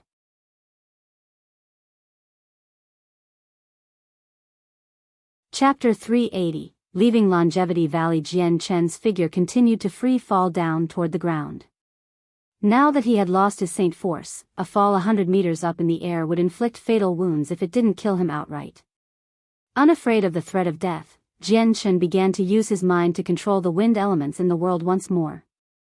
In an experiment to regain control, he was finally able to break his fall just as he reached 50 meters above ground and thus avoiding danger. Letting out a deep breath as he shook off any lingering fear, he began to think. The power of flight seemed almost infinite, but it was not something to be played around with. If one's control wasn't flawless, then they would be risking their life. Xiaomi flew toward Chen before smiling at him. "Youngster, are you fine?" "Yes, I'm fine." Chen spoke with a slight amount of panic still in his heart. Xiaomi began to laugh. "Youngster, if you're not that proficient with the ability to fly, then it would be best to not fly so high. In the case that you begin to fall from 100 meters, or even 1,000 meters, even a heaven saint master would not be able to escape with light injuries." Xiaomi began to impart his experiences with Chen before explaining several tricks to Chen. Then, he left to go back to the fields. After experiencing such an event, Chen didn't dare fly too high and instead remained only 10 meters above the ground. For the next 3 days, Chen spent the majority of his time practicing his ability to fly. It was fortunate that his ability to perceive was strong. It would normally take a person a month or two to be able to grasp the concept of being able to fly. In just a measly 3 days, he completely understood how to fly. Right now, Chen's ability to fly was as strong as his ability to walk on solid ground. He had absolutely no difficulties at all, and if he were to be blown by a fierce gale 1,000 meters up in the air, he would feel nothing. He was as steady as a house without an iota of balance lost to the wind or even a risk of him plummeting to the ground. Even Xiaomi could only exclaim in astonishment at the sight of Chen mastering the ability to fly in 3 days. Applauding, he remarked that when he became a heaven saint master, he had squandered 2 months on learning to fly. Today, Chen was eating a meal with the rest of the family. Although Xiaomi and Elder Xiao no longer needed to eat, they had become used to eating 3 meals a day and continued to live like regular people. At the table, Chen looked at the family and spoke. "Little fatty, Aunt Xiao, Uncle Xiaomi, Elder Xiao, I plan to leave Longevity Valley for a few days and bring back several of my things." Upon hearing that Chen was planning to head out to the outside world, an indescribable sheen could be seen in Fatty's eyes. After looking at his grandfather, the sheen disappeared. With an envious look, he spoke. "Chen, come back soon. You promised to help me build a new house, don't forget." Laughing, Chen said, "Don't worry, little fatty. I've already promised you that I will. Wait for me to bring back my things. I'll definitely help you build a new house." Chen, Longevity Valley has at least 1,000 kilometers to travel to get to the outside world. Furthermore, the road is filled with dangerous magical beasts, you'd best be careful. The father, Xiaomi, said with concern. Taking a bite out of the steamed bun in his hands, he spoke with a slightly muffled voice, "Don't worry, Uncle Xiaomi. I'll definitely be careful." The grandfather hadn't spoken a word and continued to eat his morning meal in silence. After the meal and a goodbye, Chen flew into the air and took off in the direction indicated by Xiaomi. It was the way to leave the valley. Chen was flying 500 meters above the ground, only to feel the wind blow past his ears and under his legs. Right now, he was feeling a feeling he had never felt before, but he knew it made him happy. Flying through the air and running on the ground were two separate matters. Although he wasn't as fast as when he used the Heaven's Stolen Fortune and Illusionary Flash, he still traveled at a decent pace. His speed with the wind elements aiding him was slower than the third elder of the Sure family, but he was barely expending any effort to move. With his strong mind, he could control a small amount of the wind to help him fly through the air without consuming much energy. This was the very first time that Chen was flying through the air with his own power, so there was a feeling of fresh wonder. On the way, he continued to look all around him while appreciating the view. At that moment, a black cloud suddenly flew toward Chen a small distance away. When Chen saw the black cloud headed toward him, his eyes took on a sharp glare as he tried to see just what was coming at him. As it turns out, the black cloud was actually several hundred flying magical beasts. So I came across a flock of black-winged birds. Chen had read about the black-winged birds within the library at Kargath Academy. These birds lived together in the mountains and had large bodies. A mature black-winged bird was the size of an adult human at the very least with a wingspan of 10 meters. These black-winged birds weren't Class 5 magical beasts, they were generally Class 3 or Class 4 at the most. Without decreasing his speed, Chen flew toward the flock of black-winged birds. Just as he got within 10 kilometers, several trees from under the flock suddenly burst upward. In an explosion of splinters, the trees flew toward the flock like azure and violet shooting stars. Caught off guard, the black-winged birds were struck through their bodies by the trees and began to fall to the ground. In a span of a few moments, the hundreds of birds were all unable to resist with multiple wounds over their bodies, rendering them incapable of flight. Now that Chen's strength was equivalent to that of a Heaven Saint Master, a Class 4 magical beast like the black-winged birds were no match. With Chen's ability to control any living thing with just his mind, he could fight against his enemy using the tactics of the majority against the minority. On the way, Chen had come across 3 other disturbances with magical beasts. However, these magical beasts weren't Class 4, and were Class 5 magical beasts. They all had an innate wisdom and instinct that warned them to not attack any person that could fly. 4 hours later, Chen had traveled 2,000 kilometers before arriving at a mountain range. Then, after another 100 kilometers, he finally arrived at the battleground where he fought the 8 Heaven Saint Masters. Without any further hesitation, he quickly flew forward another 100 kilometers to the place where he had hidden the white tiger cub. It didn't take long for Chen to arrive there. Slowly descending to the ground, he came to the tree where he had hidden the tiger cub. The moment he saw that the cover was gone and the tree barren, he realized the tiger cub was nowhere to be seen. This was not a surprise for Chen, he had spotted the traces earlier and tried to track where the tiger cub had gone. After some time, he wasn't able to find anything. Chen began to grow solemn by this point, but he was not frantic just yet. Although the tiger cub was lost, he still had a method of finding the tiger cub. Immediately rising up from the ground, he flew toward Mingyang City. An hour later, he arrived in the skies above and without any form of concealment, flew into the city in front of everyone's eyes. By now, Mingyang City had already returned to its normal state. The frenzied mood they had been in while looking for the tiger cub had long since passed, and even the portraits of Chen's face had been taken down. After the second day of Chen's departure, all news relating to the event had disappeared. But when Chen flew into the sky, he was instantly spotted by the people down below. Each one raised their heads to the sky and dropped their mouths in shock. Quickly, news began to circulate around the city, and thus everyone became aware that a Heaven Saint Master had arrived in their city. The city lord's mansion was the very first to grab hold of this information and immediately dispatched some soldiers to greet him. In this era where saint rulers secluded themselves from the world, Heaven Saint Masters were widely regarded as the top of the pyramid on the continent. For a Heaven Saint Master to come to Mingyang City, that was no small event. Within the Huangpu clan, the affair that had happened some time ago had no major impact on their clan. The entire compound was calm once more, and several troops patrolled around the compound as a way to guarantee their safety. Just as a squadron was walking past an abandoned house, someone suddenly cried out, "Captain, look up at the skies." At that, the soldiers lifted their heads to the sky one by one, and when they looked, they were instantly stunned and their eyes grew as wide as dinner plates. A simple clothed person was slowly descending from the sky just 3 meters away from the squadron. Heave! Heaven! Heaven Saint Master! The captain had a look of utter shock as he stared at the young face of Chen, unable to believe his eyes. For a youth this young to reach the realm of a Heaven Saint Master, it was almost completely unheard of.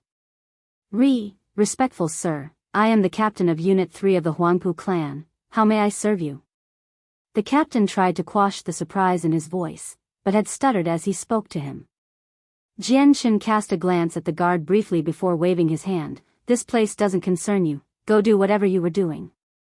With that tone, it was almost as if Jian was the master of the Huangpu clan.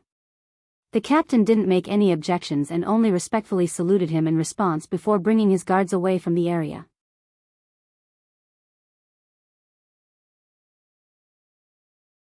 Chapter 381, The Disappearance of the Little White Tiger. After the guards left, Jian had a faint smile on his face. Bringing up his right hand for a moment, a space ring suddenly flew out the window before landing on his hand. This space ring was the ring that was holding both the seal of Treasure Mountain and the Duanyan sword. With the ring in his hand, Jian looked into the space ring only to find both the seal of Treasure Mountain and the Duanyan sword still stored inside. They had not been taken just yet. Jian could barely hide his joy at this. He knew that the third elder of the Shi family had a method of finding their clan's ruler armament, but the space ring had managed to avoid detection within the Huangpu clan for days. Something like this was a joyous occasion to celebrate. On the way here, Jian was worried that the hidden space ring would have been discovered, but now that he was here, those worries were completely superfluous. Letting out a sigh in relief, a happy smile appeared on Jian face. He slowly closed his eyes, and in 2 breaths' time, the well within the Huangpu clan compound exploded as a purple and gold box flew through the air. Then, as if attracted by a mysterious power, it flew straight to Jian hand. Opening up the box, Jian could see the silver space ring tucked away inside. With the other space ring still in his hand, he took that other space ring and threw it into the second one along with the box and left. Not too long after Jian left, a group of nervous people quickly scrambled over to where Jian was. Among the crowd was the master of the Huangpu clan. But Jian had already left the area. Even after searching for a moment, the master of the clan could do nothing else but give up. Flying through the air, Jian quickly made his way out of Mingyang City. On the way, countless people looked up at the sky with expressions of amazement and wonder, but Jian didn't stay around long enough to see. His first priority was to find the whereabouts of the white tiger and to ensure that it wasn't in any danger. In midair, Jian took out the white patches of fur given to him by Rum Guinness. This patch of fur had a special way of finding where Rum Guinness was as well as where the white tiger was. After following the directions Rum Guinness had told him with the white tiger cub's fur, it began to straighten up before curving at the edges as if pointing Jian in a specific direction like a compass. Jian looked in the direction where the fur was pointing only to discover it was where he had just come from. Did the white tiger cub run off to the mountain range? Jian thought. The mountain range in question was connected to Cross Mountains and contained one of the kings, which was the white tiger cub's enemy. If the white tiger cub were to fall into the king's paws, then it would be over for the cub. Crap, I hope the cub hasn't been discovered by the king of Cross Mountains. With a serious expression and no hesitation at all, he flew off in the direction the fur pointed. 4 hours later, Chen had deviated from the path back to Longevity Valley and was instead headed toward Cross Mountains a good distance away. As he flew closer and closer to Cross Mountains, Chen's face began to grow more and more unsightly. He could practically confirm that the white tiger cub was most likely in Cross Mountains. Slowing down, Chen floated in midair as he started to think. If the white tiger cub was found by the king of Cross Mountains, he was doing nothing but charging toward his death.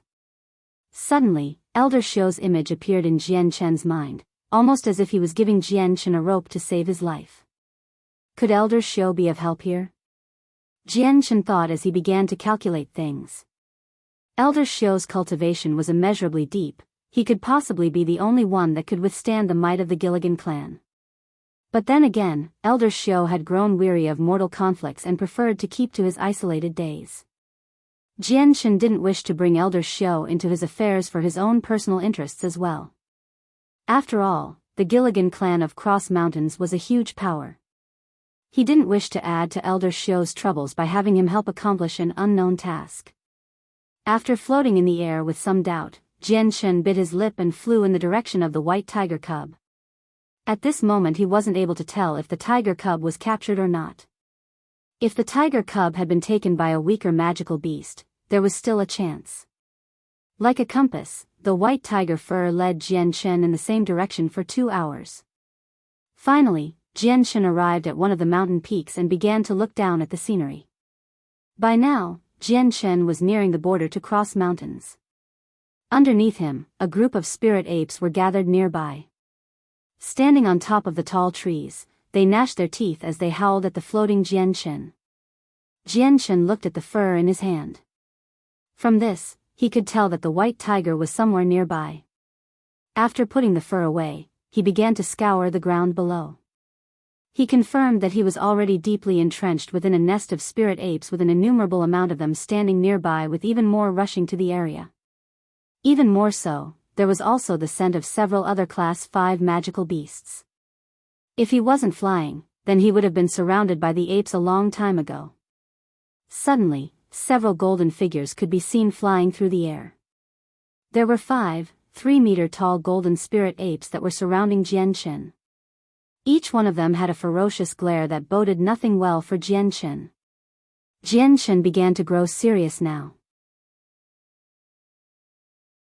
He had been underestimating the spirit apes before, but he hadn't thought that there would be a Class 6 spirit ape, let alone 5 of them. Now that there were 5 Class 6 spirit apes, Chen didn't dare be careless anymore. With his mind, countless of tree leaves began to launch into the sky from the forest below. Then, with an azure and violet glow, they flew around Chen's side as a sort of protective layering. This strange display of magic stunned the 5 Class 6 spirit apes, but one of the spirit apes narrowed his eyes and roared. Then, he began to charge at Chen with his fists raised high in the air. Immediately, the tree leaves that were flying around Chen transformed to become 2 swords that were used to slash at the spirit ape. Bang! As the 2 sides struck each other, a loud bang could be heard. The swords made from tree leaves were blown apart by the spirit ape's fist, but the fist had 2 conspicuous-looking wounds. Even blood could be seen flowing down from it. Seeing how the hand of the spirit ape was bleeding, the other spirit apes were stunned. Each one looked at the human with astonished eyes as if trying to understand how the inexplicably weak tree leaves had managed to become so sharp. Zhi. One of the spirit apes let out an indistinguishable sound, but it was apparently in order as the other 4 spirit apes brandished their fists and flew in to attack him. Chen's eyes flashed with the 2 colors as he began to control the leaves flying around him. In an instant, they formed into 10 swords and shot toward the 5 spirit apes. Another explosive bang rang through the air as the spirit apes attacked the swords. Like before, their fists gained new deep scars. But instead of stopping to wonder, the Class 6 spirit apes continued to fly at Chen and tried to attack him with a rippling amount of energy. Hurtling their fists through the air, they tried to block any of Chen's escape paths. Both of Chen's hands were empty now. As he floated in midair, the the tree leaves began to glow brightly with the azure and violet sword chi before flying toward the 5 spirit apes like a moth to a flame. Knowing just how strong this sword chi was now, the fists of the spirit apes began to ripple with even more power before at last, there was a golden glow to their fists that made them invulnerable. Then, with those fists, they struck out at the tree leaves. But because of the sheer amount of tree leaves that covered the sky, almost every inch, the 5 spirits apes weren't able to diffuse them all. Many of the tree leaves began to shoot into their skin, breaking through their rather strong fur. Jutting into their bodies, they left scar after scar, dyeing their entire body red with blood. In a flash, their golden skin was more crimson than gold. Zitsitizi. The 5 spirit apes began to howl in panic and pain before they utilized the earth-attributed energy they had to form outside of their bodies as a secondary form of earthen armor. The usage of the earth-attributed energy would form an incredibly strong defensive armor. Even when the azure and violet sword chi-infused leaves shot into it, all they did was leave a scar behind. They were not able to break through the armor. Taking an opportunity to retreat, he flew away from the enclosure the spirit apes had trapped him in. Then, pushing his empty hands, a dozen of the trees below exploded into wooden shrapnel. Transforming into a flood of wood, they flew into the air and in an instant, they flew toward the spirit apes relentlessly. But with the armor, the spirit apes didn't even bother to take notice of the wood flood. Brandishing their fists, they chased Chen with a reluctance to give up. Continuing to fly backward, Chen watched as the wood flood he had created surrounded the apes. Covering the entire sky for them, the shrapnel began to shoot straight into the spirit apes mercilessly. Suffering from such an intensive attack, the armors of the spirit apes were riddled with holes and were smashed apart an instant later. Another surge of energy rippled from their body, but it was quickly battered down by Chen's attack, forced to break apart once again. But disregarding this, the spirit apes continued to chase down Chen. Chen's eyes flashed brightly with color as he lifted his right hand up. A single blade of pure sword chi began to form as Chen began to use the origin energy for the sword spirits. While his normal attacks were able to injure the Class 6 magical beasts, they were unable to land a killing blow. If he wanted to heavily injure the Class 6 magical beasts, he would need to use the sword spirits.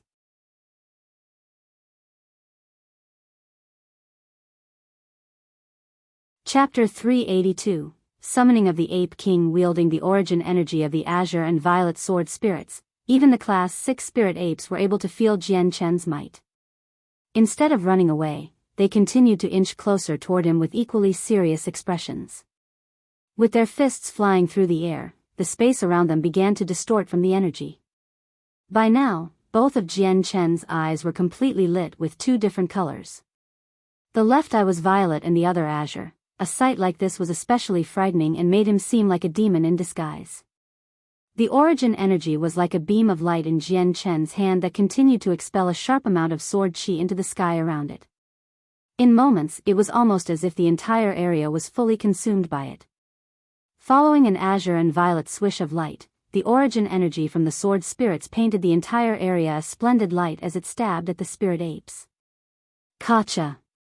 5 separate cracks could be heard as the energy surrounding the 5 spirit apes' fists all shattered. Following a cleaving light from the sword spirits, a wound could be seen on each of the fists. The cut was so severe that it went straight past the bone and felt as if it had nearly cut their hand in 2. Gigi. The intense pain caused each of the apes to shriek before gnashing their teeth together as they looked at their nearly bisected hands. Instead of being afraid, however, their innate berserk nature began to swell out of them, causing the fierce glint in their eyes to multiply as they glared dangerously at Chen. Zitsidizhizi. One of the spirit apes began to cry out loud in the language known only to spirit apes as a way to communicate. After hearing the first spirit ape, the other 4 apes looked as if they were hesitating. However, they gnawed at their teeth and surrounded the first ape. With their swaying bodies, energy began to pour out before shooting straight to the first ape. Chen continued to watch this strange sight with a confused look. The 5 spirit apes had some sort of strange technique where 4 spirit apes could convene their energy to the one in the middle. If this went on, then the spirit ape standing in the middle would have the strength of 5 Class 6 spirit apes. With such a strong concentration of power like that, just how strong would the middle one become? A flash of murderous intent could be seen in Chen's mind. There was no way he could allow for the spirit apes to continue with this activity. In the case that whatever they were doing was finished, he would be up against an extremely terrifying opponent that would definitely prove troublesome. Just as Chen was about to attack the spirit apes to prevent anything from happening, an elderly voice suddenly called out from nowhere. "Halt, just what sort of reception is this to a guest? Wise spirit, abundant spirit, golden spirit, kind spirit, clean spirit, hurry up and receive the guest properly, do not idle about." This elderly voice contained awe-inspiring power in his voice. At the same time, it was impossible for Chen to pinpoint where this voice was coming from. Although the sudden voice had thrown off Chen's plan to attack the spirit apes, Chen was still looking around him seriously. It was finally after seeing nothing unusual that he began to use his omnipresence to look around the area. But when Chen's omnipresence reached one of the mountain peaks, a transparent barrier blocked its path, rendering him unable to sense what was past it. Chen blanched as the thought of retreating came into his mind. In order to be able to put up a barrier like this, one would need to be able to comprehend the profound mysteries of the world, meaning a saint ruler or higher. For this unknown entity to be able to put up a barrier and make his voice unable to be pinpointed, this entity would most likely have to be no weaker than a saint ruler. Although the origin energy from the sword spirits was strong enough to deal with Class 6 magical beasts or heaven saint masters, it was completely useless against a saint ruler. When the elderly voice had rang out, the 5 spirit apes had stopped their movements. However, they continued to glare at Chen angrily as if he was their most hated enemy. There was a conflicted look on Chen's face. He didn't know whether or not he should stay or run, but if a saint ruler had really wanted to be his opponent, running would be useless. The only comforting thought was that there was no hostility in the elder's voice, so Chen could let out a sigh of relief. Wise spirit, abundant spirit, golden spirit, kind spirit, clean spirit, hurry up and receive the guest, do not idle about. The elderly voice could be heard once more without any more hints on where it was coming from. Ji. The 5 spirit apes responded to the call with a respectful bow toward one of the mountain peaks. Then, with a mutual glance to each other, they beckoned Chen unwillingly. Chen didn't say a word and instead gave a small smile before flying toward the highest mountain peak with the bloody spirit apes following from behind. Each were still biting their teeth as if they hadn't forgotten about their animosity with Chen. Not too long later, Chen arrived at the tallest mountain peak. On this peak, there was a single barrier that seemed to cover the entire mountain peak. Suddenly, a small crack appeared within the barrier without a sound. It continued to expand before finally growing to a size large enough for a human to enter. "Human, enter. I wish to speak to you." The voice spoke once more. But this time, Chen could hear it coming from the mountain peak. Chen hesitated for a moment, but he continued to fly inside. The spirit apes followed close behind and continued to bow toward the mountain peak respectfully.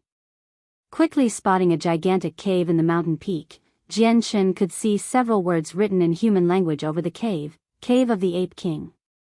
Along with the spirit apes, Chen entered the cave. The cave of the Ape King was well lit, so not a single area of the cave was left untouched. The passageway through the cave was so extensive that Chen had walked for 100 meters through the wide areas before finally coming to the belly of the mountain. There were plenty of curious plants that had sweet fragrances.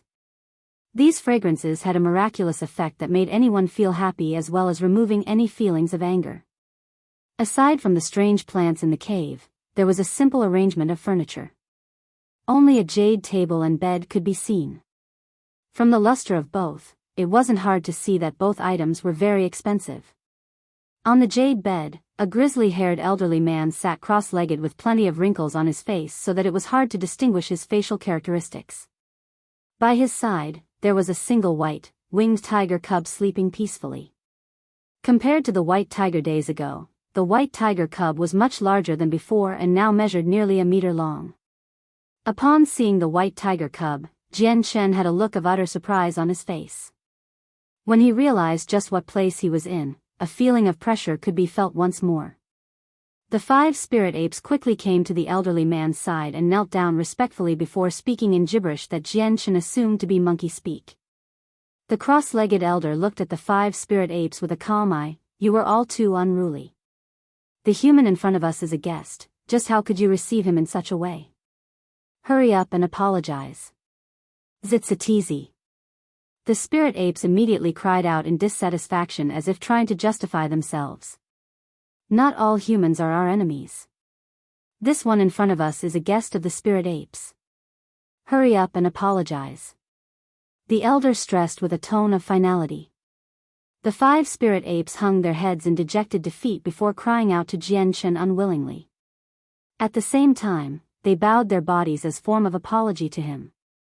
Right now, Chen could only tell that the man had no hostility aimed toward himself. With a smile, he cupped his hands together. This was a misunderstanding from my own carelessness. If it were not for my recklessness, this would not have happened. Allow me to apologize as well. You 5 may go. The elder spoke to the spirit apes. The 5 spirit apes bowed toward the elder once more before shooting a quick indignant glares at Chen as they left the cave. As soon as the spirit apes left, the elder stood up from the bed and sat down at the table's side instead. Human, come sit. I give my thanks, Ape King. Chen cupped his hands before sitting opposite of him. With a deep look, the elder began to size up Chen for a moment before sighing in admiration. It is no wonder Rum Guinness holds you in high praise. You stand out from the rest, even with your blood-stained hands, you hold a righteous spirit. For Rum Guinness to entrust her child to you, that is a sensible choice. Chen's heart skipped a beat. Senior, do you know Rum Guinness? The elder smiled. You may call me Ape King. The appellations you humans use is something I am not accustomed to. The elder grew grieved after that, however.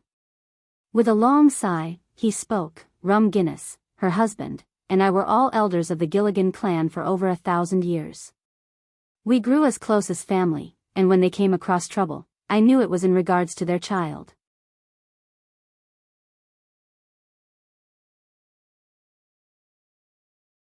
Chapter 383, 100 Grass Wine. After hearing what the Ape King said, Chen couldn't help but feel shocked.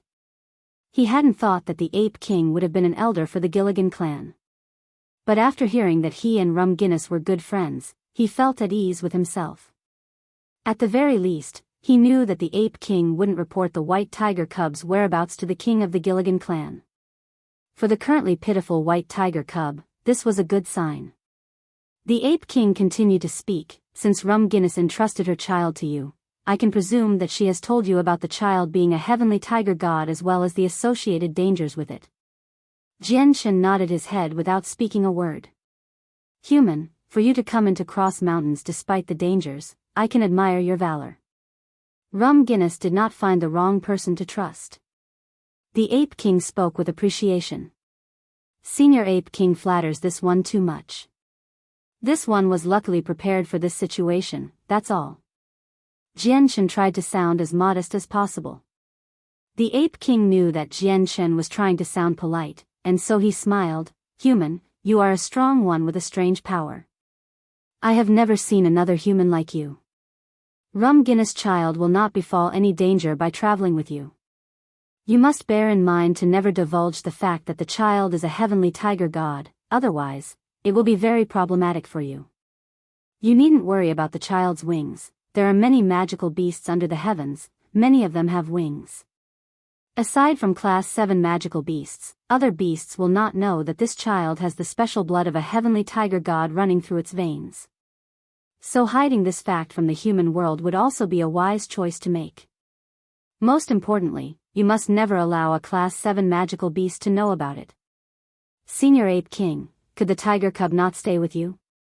With how vast the Cross Mountains are, the king of the Gilligan clan would surely not be able to find the cub here. With your strength, this would be no major task? Chen asked. Right now he was still in danger from the Shur and Jetta clan. Both families held a great deal of strength and could be considered one of the top families on the continent. The tiger cub would not be safe at his side, and Chen only wished for the tiger cub to grow up strong without any sufferings. It had suffered enough already. The Ape King shook his head instantly before speaking with a decisive tone, "Definitely not.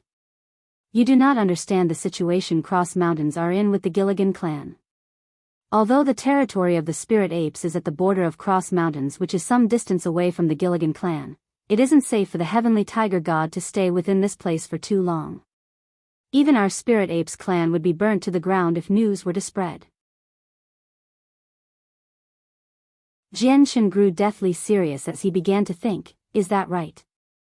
Then the only option is for me to take the tiger cub away. The child would be safest traveling the human world by your side. While the Gilligan clan is admittedly strong, even the elders would not dare step into the human territory without permission. Letting the heavenly tiger god stay in the human world would at the very least avoid persecution from the Gilligan clan. A Class 7 magical beast can transform into a human form. If the king of the Gilligan clan were to transform into a human and infiltrate our world, then wouldn't he be undetectable?" Chen asked with worry. The Ape King laughed and replied, "You needn't worry.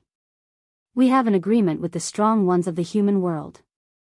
Unless there is approval from both sides, neither Saint Ruler can enter the other side or they risk being punished by two separate punishments."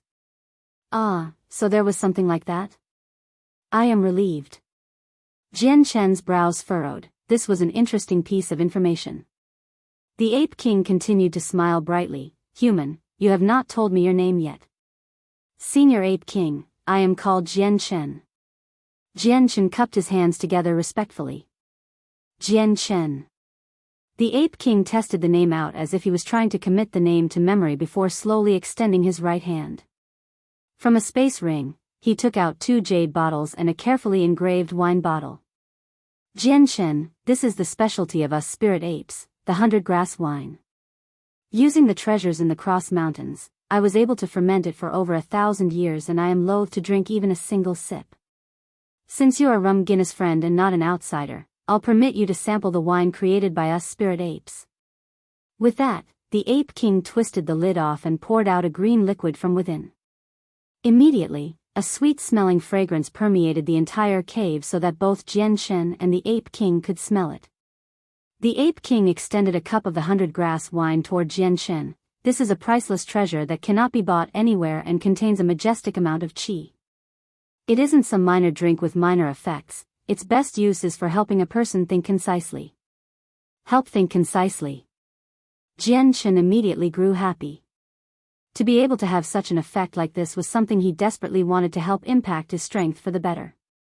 The Ape King was seemingly pleased with Chen's thunderstruck expression. "Is it not shocking? The most common 100-grass wine would usually only be able to help a person increase their saint force, meaning anyone under the Heaven Saint Master realm for you humans would be able to use it. But the 100-grass wine in my possession is a once-in-a-thousand-year item. It is far different than what a normal 100-grass wine is like. Even if a saint ruler from the human world were to take a sip, they would feel the benefits straight away." Without hesitation, Chen gave a hasty thanks before hurriedly drinking down the wine. Chen could only feel a rising sensation make its way through his body. The very instant the wine reached his stomach, it transformed into vital energy. However, because his saint weapon had been destroyed, the vital energy was unable to be absorbed and slowly began to disappear.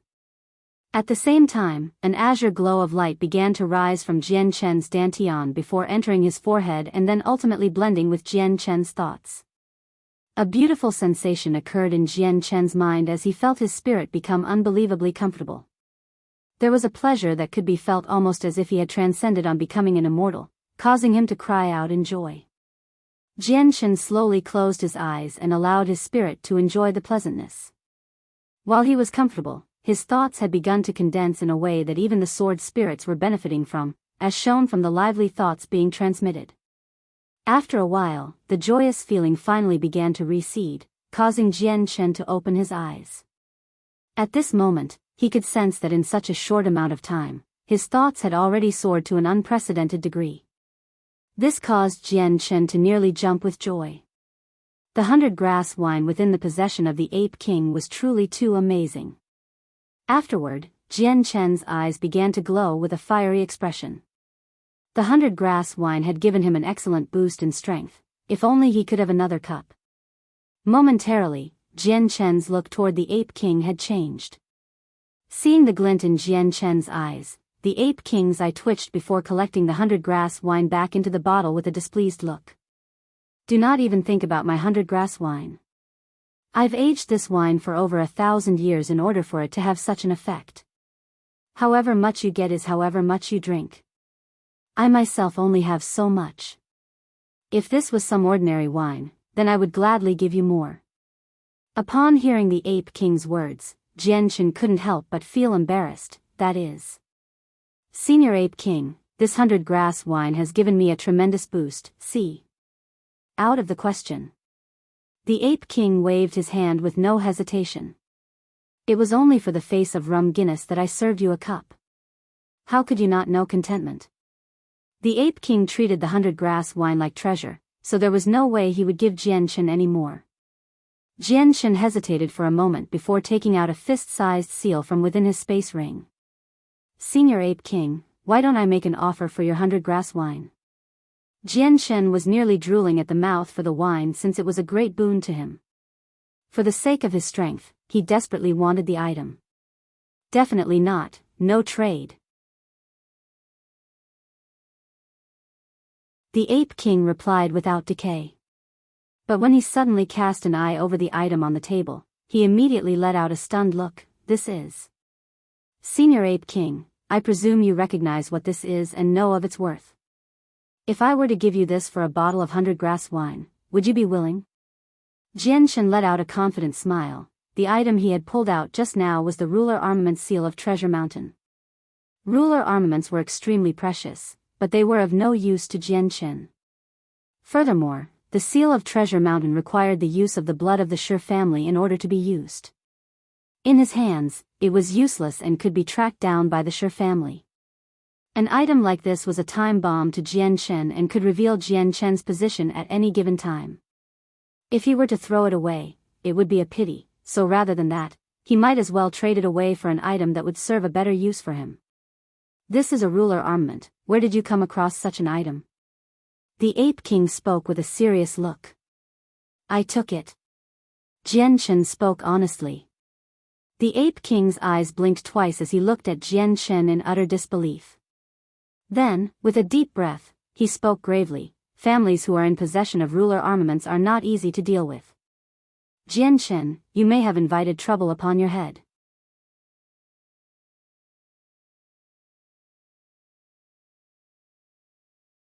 Chapter 384. Leaving the cave of the Ape King, Chen declined to respond to the Ape King's warning and instead replied with a smile, I know.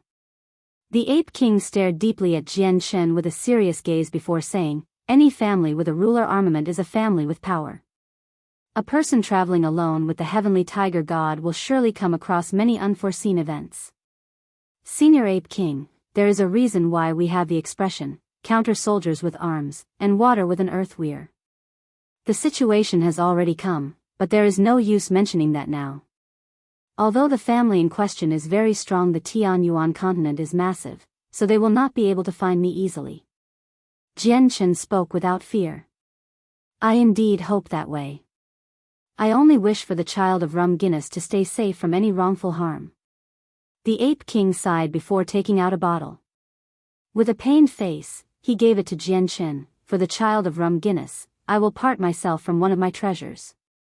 This bottle of 100-grass wine is for you. I hope that you will be able to improve yourself. This way, you will be able to properly protect the heavenly tiger god. Many thanks, Senior Ape King. Chen cried out in joy before quickly putting the bottle into his space ring as if afraid that the Ape King would change his mind. Senior Ape King, then this ruler armament will be given to you in exchange for the 100-grass wine. Taking the bottle, Chen pushed the seal of Treasure Mountain toward the Ape King. The Ape King cast an eye at the item for a moment before speaking, the ruler armaments of you humans serve no use for me. Take it with you. If you come across a method to use it, then the ruler armament will be of use to you. Hearing that, Chen hesitated for a moment before taking the seal of Treasure Mountain back. The growth of a heavenly tiger god is excruciatingly slow. They must consume a large amount of heavenly resources in order to grow. Since I have spent many years collecting every type of said resource and Rum Guinness is my dear friend, I shall bequeath them to her child for the sake of growing faster. Waving his hand, several heavenly resources began to fill the table. 1,000-year ginseng, spirit mushrooms, knotweed, dragon's tongue grass, core plant, 100-year-old spirit root and so on. All sorts of ingredients that Chen had never seen before appeared on the table. These items were all being given to the tiger cub, so Chen did not decline any of them. With a word of thanks, Chen began to collect the heavenly resources.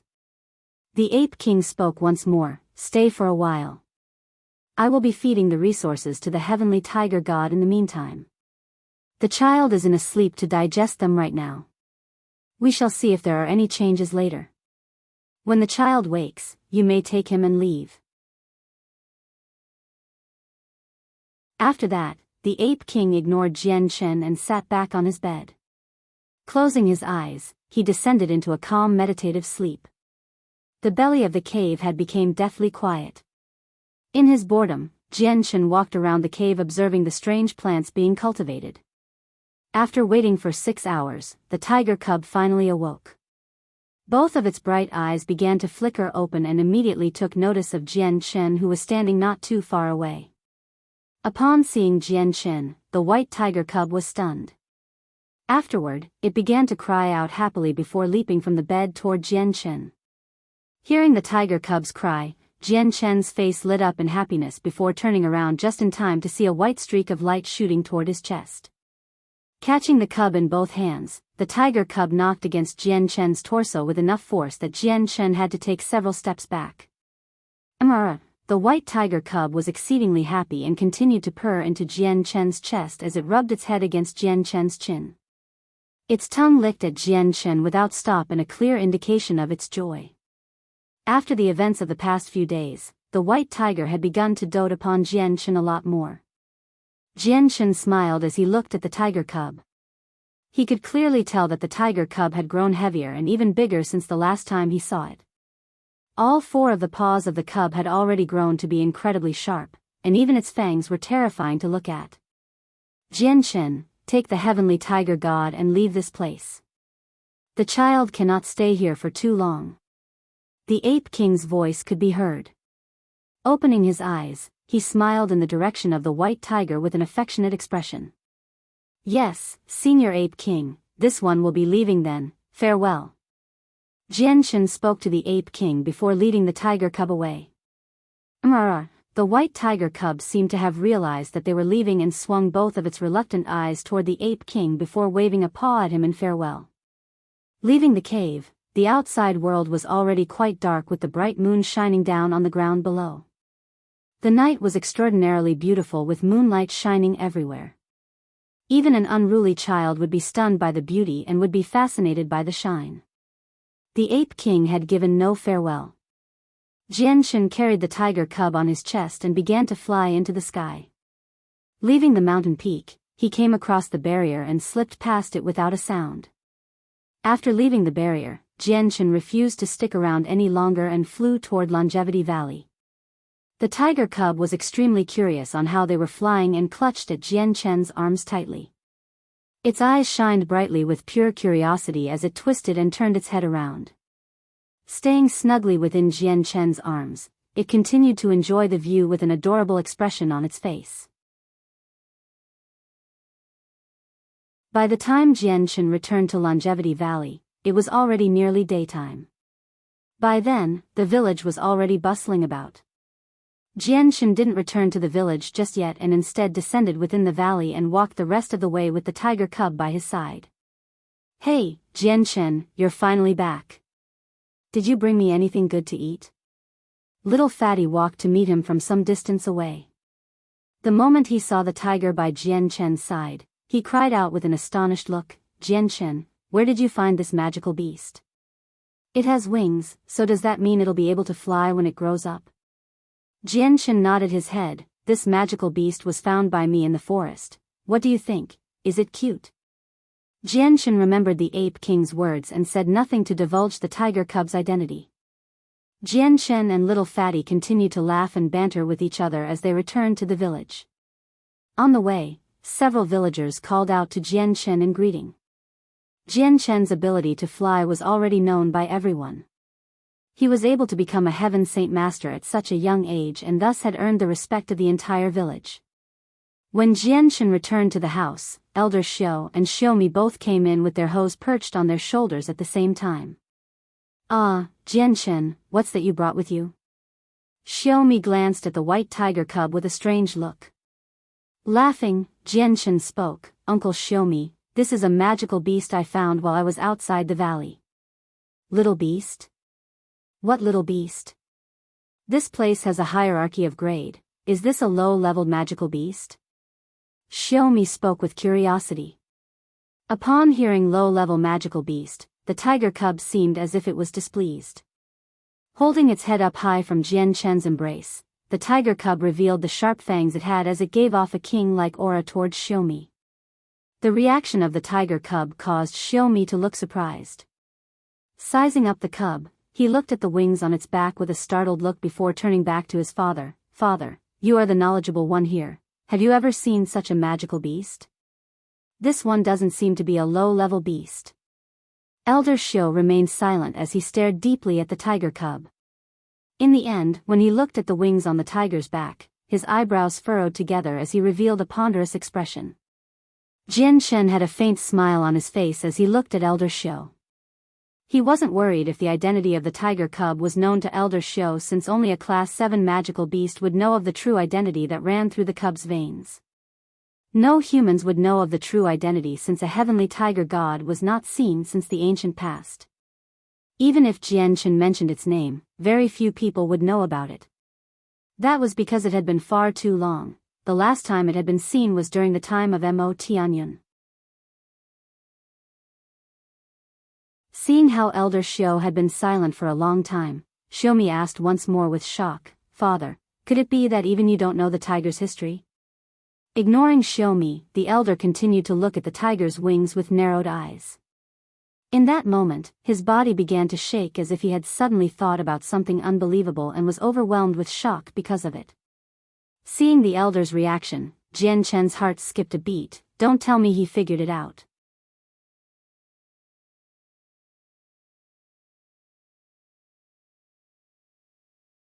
Chapter 385. Pressure. Elder Xiao had a shocked expression as his eyes stared at the tiger in Jian's hands. A look of utter disbelief could be seen. "Father, what's wrong?" Xiaomi was speechless at the sudden change in the elder's expression. This was the very first time he had ever seen his father in such a state. Elder Xiao continued to ignore Xiaomi as his eyes became more and more frosty.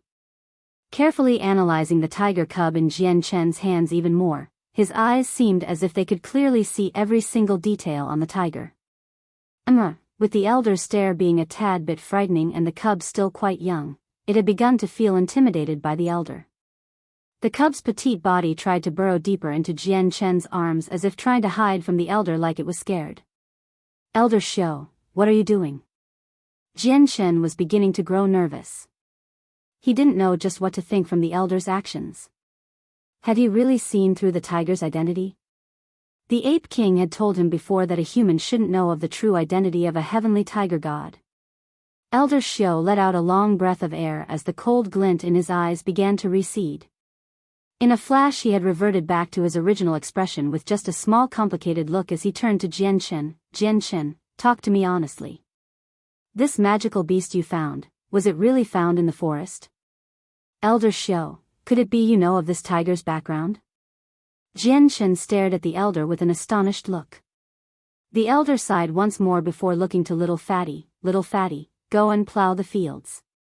"Yes, grandfather." Fatty replied before giving both Jian and the white tiger a curious look. But in the end, he went out to the fields to do as his grandfather asked. After Little Fatty had left, Elder Xiao looked at Jian and Xiaomi. "You two follow me." Turning about, the elder walked into one of the rooms of the house. Xiaomi could feel that the situation had grown serious and cast a deep glance toward the tiger cub before following his father into one of the rooms nervously. Jian stroked the head of the cub gently before following after the elder. This was the personal room of Elder Xiao. It was only 10 square meters, and the furniture was arranged in a simplistic manner. There was only a bed and wardrobe in the room and a small pile of objects in a corner. Aside from this, there was nothing else. The moment Jian entered the room, a faint but transparent barrier enshrouded the entire room. Upon seeing the sudden activation of the barrier, Xiaomi had a startled look. "Father, what is the meaning of this? What has made you so cautious to create a barrier?" Jian's face grew deathly serious as well as he stepped forward. No matter if he could believe it or not, one thing was certain: Elder Xiao had definitely figured out the matter behind the heavenly tiger god. Elder Xiao ignored Xiaomi once more and stared deeply at Jian. "Jian, speak the truth. Where did you come across this cub?" "Elder Xiao, do you know of the tiger cub's identity?" Jian listened carefully for confirmation. Elder Xiao's eyes latched onto the tiger cub and spoke. "If my guess is not wrong, then this cub is the heavenly tiger god that has appeared several times in the ancient past." Jian was startled at the elder's confirmation. Although he had guessed that the elder knew, hearing the elder personally confirm it still caused his heart to start beating irregularly. "Jian, it seems that you are aware of what a heavenly tiger god is." The elder looked at Jian with a solemn gaze. "That is correct, I know of the heavenly tiger god." It was only now that Jian decided not to hide it. He then began to regale his tale of rum Guinness and what he was entrusted with. After listening to Jian's story, the elder had descended into a quiet calm that was filled with thought. Jian didn't make a sound in fear of breaking the elder's train of thought. Xiaomi continued to stand some distance away in complete shock at Jian and the tiger cub he was carrying. He couldn't believe that the cub would unexpectedly have a mysterious background that was far beyond what he could even imagine. After a while, the elder finally sighed. "The appearance of a heavenly tiger god is something that should come as a blessing to the magical beast clans. If they are able to exploit this blessing, then they would be able to lay claim to a heavenly tiger god of the past. In that case, the magical beast clans would have a monstrous amount of power against the human world. Jian, this heavenly tiger god you have may very well bring catastrophe to our human world." Hearing this, Jian turned pale with fright from what the elder said. Could he possibly want to eliminate the tiger cub here and now in order to avoid any future trouble? "That should be unlikely, Elder Xiao. This tiger cub is very obedient. And with the current circumstances, I'm afraid that it'll remain within the human world for now. With time the cub will become partial to the human world and wouldn't be used against us. Furthermore, the cub's father was killed by the king of the Gilligan clan while the mother was seriously injured. When the cub matures, it will want to take revenge on the clan and not against humans." Jian tried to explain in a hurry. If the elder wanted to kill the cub, then Jian would have no chance of protecting it. The elder nodded his head with a thoughtful look. Your words have merit to them. Even if the heavenly tiger god will not prove to be a danger to humanity, it would still be a disaster if it were to travel by your side." Elder Xiao didn't let Jian speak another word and continued to speak. "This situation isn't as simple as you may think. The king of the Gilligan clan wouldn't try to kill the heavenly tiger god for no reason. That is because a heavenly tiger god is no small amount of power. With one, their fighting strength would soar to an unbelievable degree." Elder Xiao's words left Jian at a loss on what to do. Sighing, the elder spoke. "Jian, the heavenly tiger god's life could be in danger at any moment. You must rear it as quickly as possible. It is only when its strength reaches a sufficient degree that danger might be mitigated." "Elder Xiao, could there be some other secret in this matter?" Jian asked. The elder didn't respond to Jian's question and merely replied, "Jian, you should go.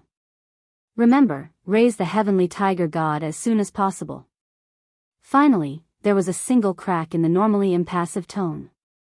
Jian looked at the elder with a curious eye for some time.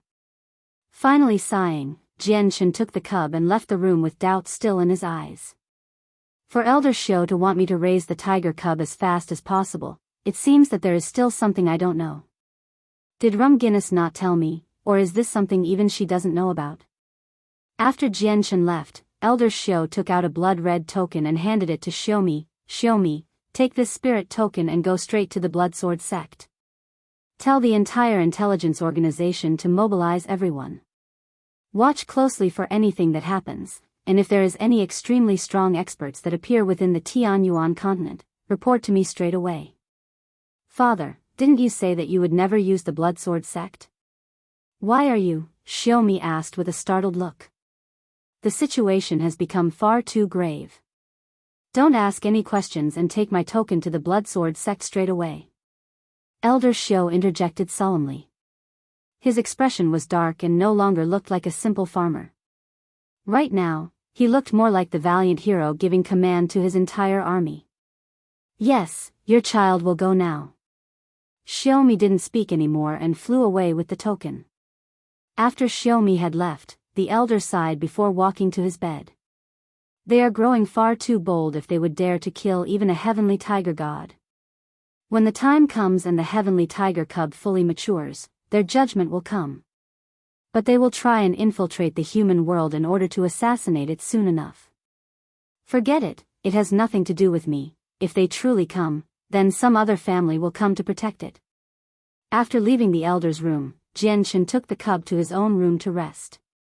Then placing the cub on his bed, he began to caress the cub's ears and head. Mr. R. Closing its eyes in comfortable bliss, the tiger cub was fully content with being treated to Jian Chen's care. Right now in its heart, it was very partial to Jian Chen. Looking at the obedient tiger cub, Jian Chen took out several of the 1,000-year ginseng from within his space ring. Little white tiger, take this and eat it, this way, you'll grow up faster. The little tiger sniffed at the item offered to him curiously. Upon sniffing the sweet fragrance, its eyes widened before purring happily and taking the items into its mouth, relishing the meal. After eating several stalks of the 1,000-year ginseng, the tiger cub had finally finished eating.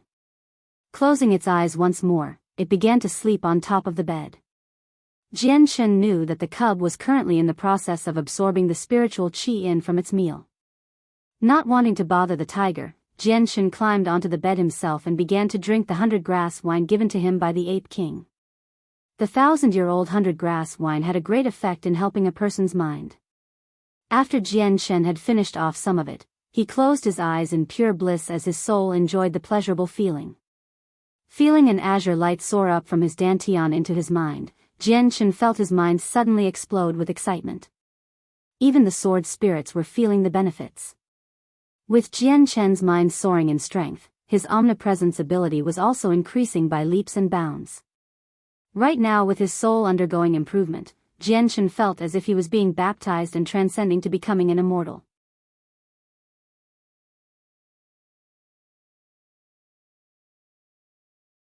Chapter 386. Recovery of the sword spirits. A moment later, Jian Chen awoke from the comfortable state he was in only to feel himself many times stronger than before. Without delay, Jian Chen grabbed the bottle and began to chug it. This time, Jian Chen swallowed a large amount of the wine, finishing off a good amount of it quickly. Soon after the last drop had been swallowed, he began to relish in the comfortable feeling once more. 2 hours later, Jian Chen had finally absorbed the rest of the wine. At this moment, Jian Chen's ability with his thoughts had increased by another third. His omnipresence now allowed him to spread his senses to at least 13 kilometers. Jian Chen was incomparably happy. Jian Chen would have never believed that such a feat could be accomplished in such a short amount of time with his strength boosted and even his body had been affected. This 100-grass wine is truly a blessed item. Jian Chen sighed in admiration before drinking even more of the bottle. In a flash, the wine bottle given to him by the Ape King only had a small portion left. Carefully sampling it, Jian Chen closed his eyes and began to allow his mind to strengthen. The vital energy within the 100-grass wine continued to swirl around Jian Chen's dantian before quickly dissipating. The azure chi from the wine quickly soared up into Jian Chen's head before entering Jian Chen's consciousness. Within his consciousness, the sword spirits that were revolving around the multicolored stone pulsated with happiness as the light coming from them began to flicker. When the azure chi ascended into Jian Chen's consciousness, the spirit that Jian Chen shared with the sword spirits benefited greatly. The weakened soul of the sword spirits began to grow stronger with the light around them growing richer in concentration. After an unknown amount of time, the 100-grass wine had been completely absorbed by Jian Chen and his spirit felt complete bliss radiating through it. Suddenly, Jian Chen felt a tremendous change that he had never felt before. Without even spreading his presence, he was able to detect the wind blowing on the grass 100 meters away. At this moment, Jian Chen realized that his spirit had harmonized with the world. Without even needing to plan carefully, he had already entered a state of harmony with the world. He was able to clearly sense everything within 100 meters, almost like he could control everything. It was as if this area was his domain. Spreading out his omnipresence, Jian Chen's senses had instantly covered the valley. All of the villagers currently working out in the fields could be seen like a painting within Jian Chen's mind. Despite the actual distance between them, Jian Chen could see their every movements down to the finest detail. All of the villagers had been taught how to cultivate by Xiaomi, so they had all been able to cultivate to a certain degree. Although the strongest ones weren't even a great saint master, the good majority of them were saints or just great saints. Some didn't care at all about cultivating and thus hadn't even condensed their saint force to form a saint weapon yet. Following that, Jian Chen spread his presence out to the farming elder Xiao. Immediately, he could feel that elder Xiao was not a person, but rather the entire world fused into a person. Even as he brandished the hoe over and over again, all he could sense in elder Xiao was the immeasurable amount of profound mysteries of the world. Jian Chen's omnipresence continued to spread until it reached 15 kilometers before he had finally hit his limit. After drinking the 100-grass wine, Jian Chen's mind had improved by leaps and bounds. To him, this was certainly something to celebrate over. Master, Master, suddenly deep within Jian Chen's mind, he could hear a faint voice. Soon after, he felt just where the voice was coming from and was instantly shocked. Master, I can finally communicate with you. It was just then that Jian Chen could hear the inexplicable joy in the voice. You're the azure and violet sword spirits? Jian Chen spoke with a bit of a stammer. Master, I am Ziying, you may call me Xiao Zi. Spoke the Ziying sword spirit. Its voice sounded rather masculine and youthful. Master, I am Qingsua, you may call me Xiao Qing. Suddenly, another soft voice could be heard, this one was as pleasant sounding as a skylark. Jian Chen couldn't help but submerge himself into his consciousness. At that moment within the chaotic space of his mind, the multicolored stone could no longer be seen floating around. In its place were two strange people, both were around the age of 2 while one was a handsome male, the other was a beautiful female that complemented the male perfectly. The male had violet hair that seemed to droop all the way down to his chest. He wore a classic violet chongpao and had eyes that glowed with a curious violet shade. The female wore an azure cheongsam that suited her long azure hair quite nicely. Her appearance was unrivaled and her azure eyes would cause any male to choke up. Jian Chen's chest began to heave and his tongue started to stop working as he looked at the golden couple. It was finally with a stammer that he spoke. You too. Are you two the sword spirits? Yes, Master. I am Ziying, she is Qingsua. The violet-robed man spoke with a smile. Jian Chen was speechless. He knew about the situation regarding the sword spirits, but he still found it hard to believe that the sword spirits would unexpectedly gain a human form within his consciousness. After a moment, Jian Chen sucked in his breath and attempted to calm himself once more. Staring at the sword spirits, he spoke, I didn't think that we would met in such a manner. Has your energy been fully recovered? Ziying went silent for a moment before shaking his head. Master, we are still very weak. It is only because of the 100-grass wine that we were able to recover enough strength to take on physical forms and talk. Call me Jian Chen, not master. I am no master to you, we can just be fellow friends. Jian Chen grimaced at the word master. Master, when we entered your body, we submitted to you. You are the master of Ziying and Qingsuo. Qingsuo spoke with a pleasant sound. Qingsuo's words had caused Jian Chen to think back to when he had originally died. It was after that moment that he was born in such an unfamiliar world. That's right, I can still remember when I died. Was it because of you two that I was reincarnated into this world? Hearing this, Qingsuo and Ziying both looked at each other in silence before Ziying opened his mouth. Master, at that time it was indeed Qingsuo and I that brought you to this planet. In the previous planet, you had suffered a tremendous wound and the qi of the world began to escape your body. If that continued, then you wouldn't have been able to make any improvements. At the very most, you would never reach the strength of a heaven saint master of this world. Because of that, Qingsuo and I took you from that planet, but when we entered the crack in space, the both of us suffered tremendous damages. With not much strength remaining, we were unable to deliver you to where we intended, and thus we were only able to relocate you to a planet that was just stronger than your original world. So it really was because of you too. Jian Chen muttered. In truth, when he found out about the existence of the two sword spirits, he had already came to such a conclusion as a guess. Master, are you going to blame Ziying and Qingsuo? Qingsuo spoke with a timid voice. With a cordial smile, Jian Chen replied, if it weren't for you two, then I wouldn't have been able to experience such a magical world or come across such a large amount of strength. You've allowed me to grow strong and expand my world. I don't even have enough time to say all of my thanks, so what reason would I have to blame you two? After his reply, Qingsuo immediately sighed in relief. Continuing to speak, Jian Chen said, what should we do so that you can recover as soon as you can? Master, we cannot recover to our full strength in this world.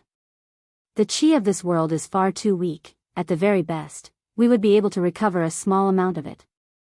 Ziying said. Although he had heard what Ziying had said, Jian Chen still didn't quite understand. Since he was prioritizing the recovery of the sword spirits, he didn't pay any more attention to what he said. Then what could we do to recover your health for now? Ziying pointed at the multicolored stone floating some distance away. Master, this multicolored immortal crystal is the only thing that can help us for now. For the past few days, Qingsuo and I have been absorbing the immortal crystal's spirit qi. Multicolored immortal crystal?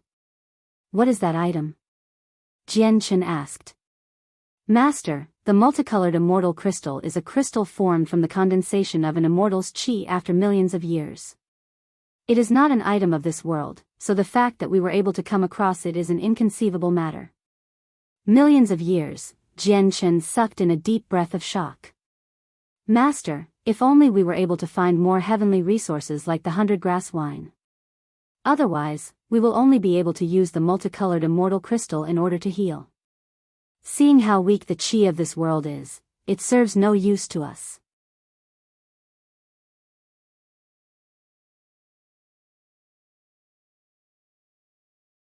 Chapter 387. Chaotic Force. Now that the azure and violet sword spirits had taken on human form and were capable of speech, Jian Chen could communicate with them with ease. It was no longer as difficult as before where they needed to use telepathy. Jian Chen asked many questions that he hadn't understood and began to clear up the problems he had.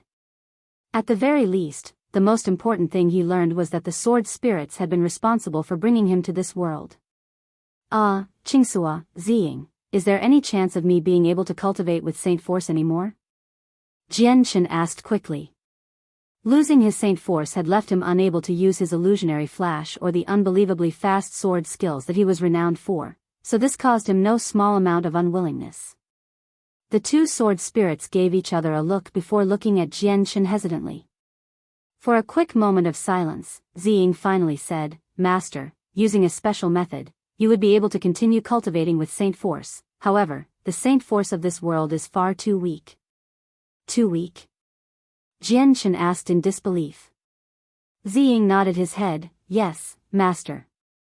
This world's Saint Force is far too weak, so I recommend that you do not restart your cultivation. He stopped talking for a moment before continuing to speak before Jian Chen could. Master, with Qingsuo and I combined together, we could help you cultivate the chaotic force. Cultivate chaotic force? Is this chaotic force even stronger? Chen asked with doubt. Ziying nodded his head, yes, master.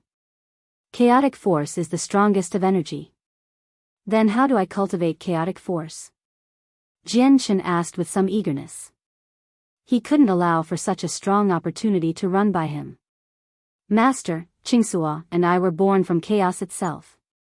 Our yin and yang bodies were evolved from the chaotic force, and as long as Qingsuo and I are combined, then we can extract chaotic force from any energy in the world. Ziying spoke with some satisfaction as if being able to cultivate chaotic force was an extremely terrific ability. The azure-robed Qingsuo opened up her mouth to speak. Master, refining chaotic force requires a tremendous amount of world qi. It would take 10 years to refine even the smallest amount of chaotic force from the small amount of world qi here. Master, the ruler armaments in your hands contain a massive amount of energy. Ziying and Qingsuo can use that energy to refine into chaotic force. Upon hearing this, Chen was beyond pleased. The ruler armaments were next to useless for him since he couldn't use their power, making them two pieces of garbage. With the seal of Treasure Mountain on his body, he also had to worry about the Shi family using their special method to find him, which was a shame since Chen had no idea how to deal with that. Right now, the violet and azure sword spirits could relieve him of a major headache by refining the energy within the weapons into chaotic force. This would then improve his strength, which was something he definitely agreed with. No problem, the Duanyan sword and the seal of Treasure Mountain I hand over to you then.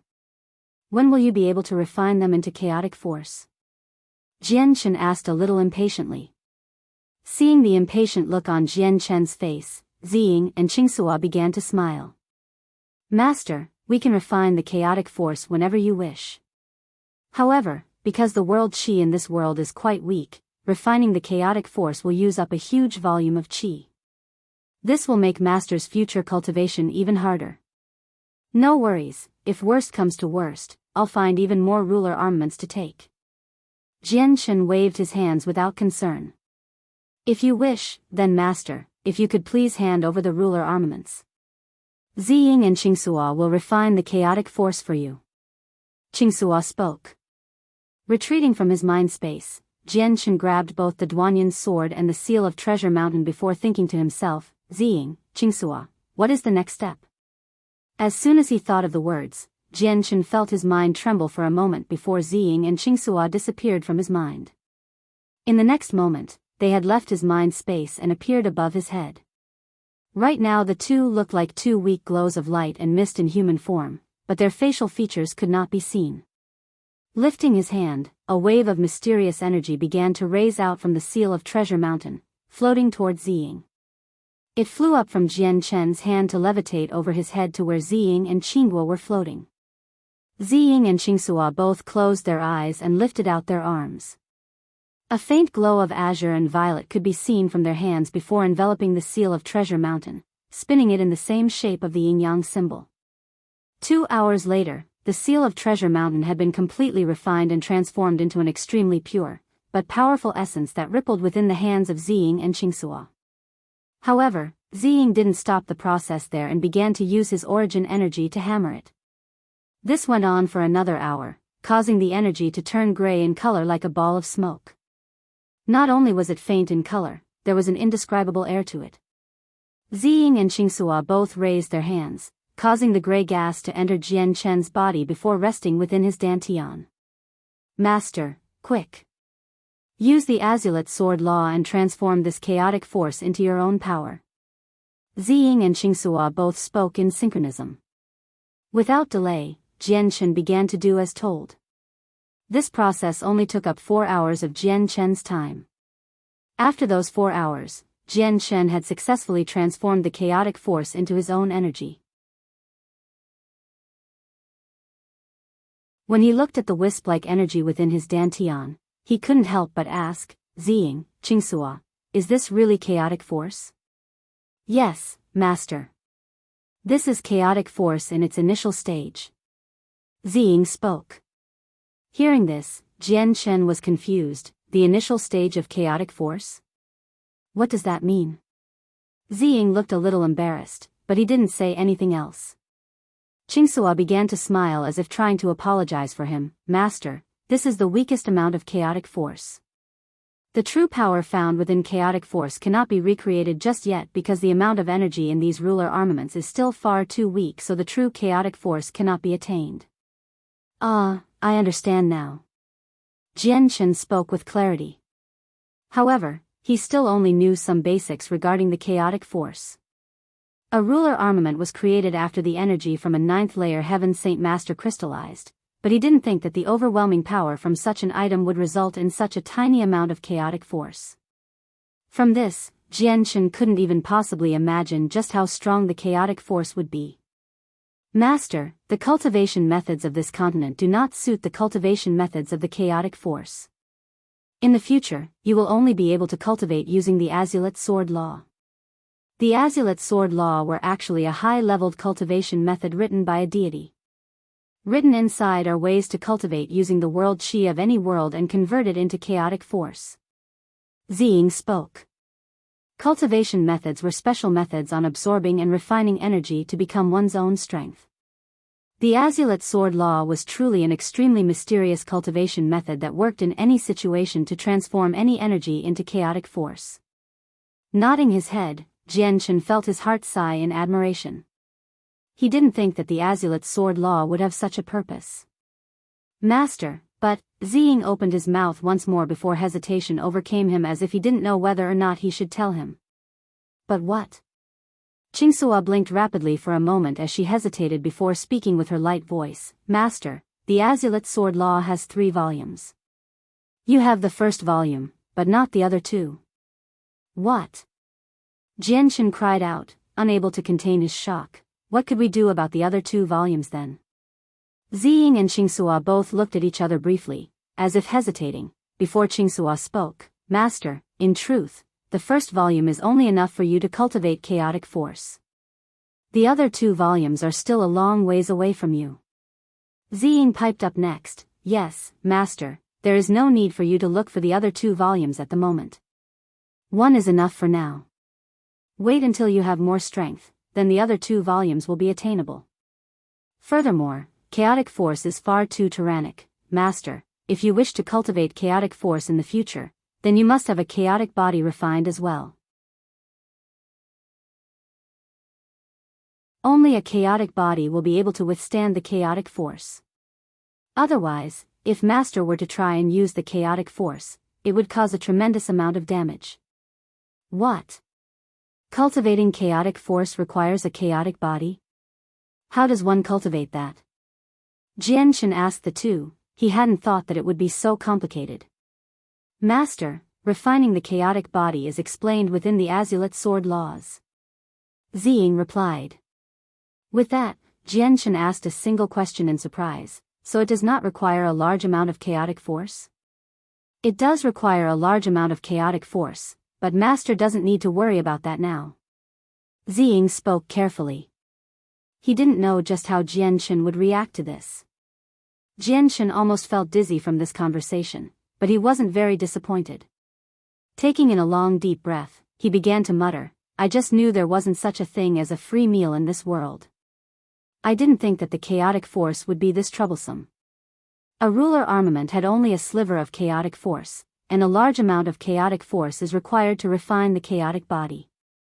Good heavens, where would I go to find such a large concentration of this energy? Chen didn't quite know if he was happy or sad about this entire situation. Although he had come across a great change within his body, his path would be a long and narrow one for now. Seeing Chen's emotions, Qingsua couldn't hold back her silence and began to console him. Master, do not be so discouraged. There is plenty of time in the future, and although the path set out for you is long and hard, you will one day have both the chaotic body and chaotic force. Chen quickly calmed down after she spoke. He knew all too well that having a great benefit would require a great price. There was no such thing as a free meal, and there was no such thing as a prize without a price. If one wanted a large amount of power, they had to be ready to pay a large price for it. Forget it, a step is still a step. Ziying, Qingsua, let's continue with the Duanyan sword. This item has no use to me and puts me in harm's way. There's no way to tell whether or not the Jetta clan or Sher family will try to track us, so there is no benefit in their prolonged existence. You're tuning into the Biyao's Wuxia Chronicles YouTube channel. Don't forget to subscribe and join us on this journey to catch the most captivating stories.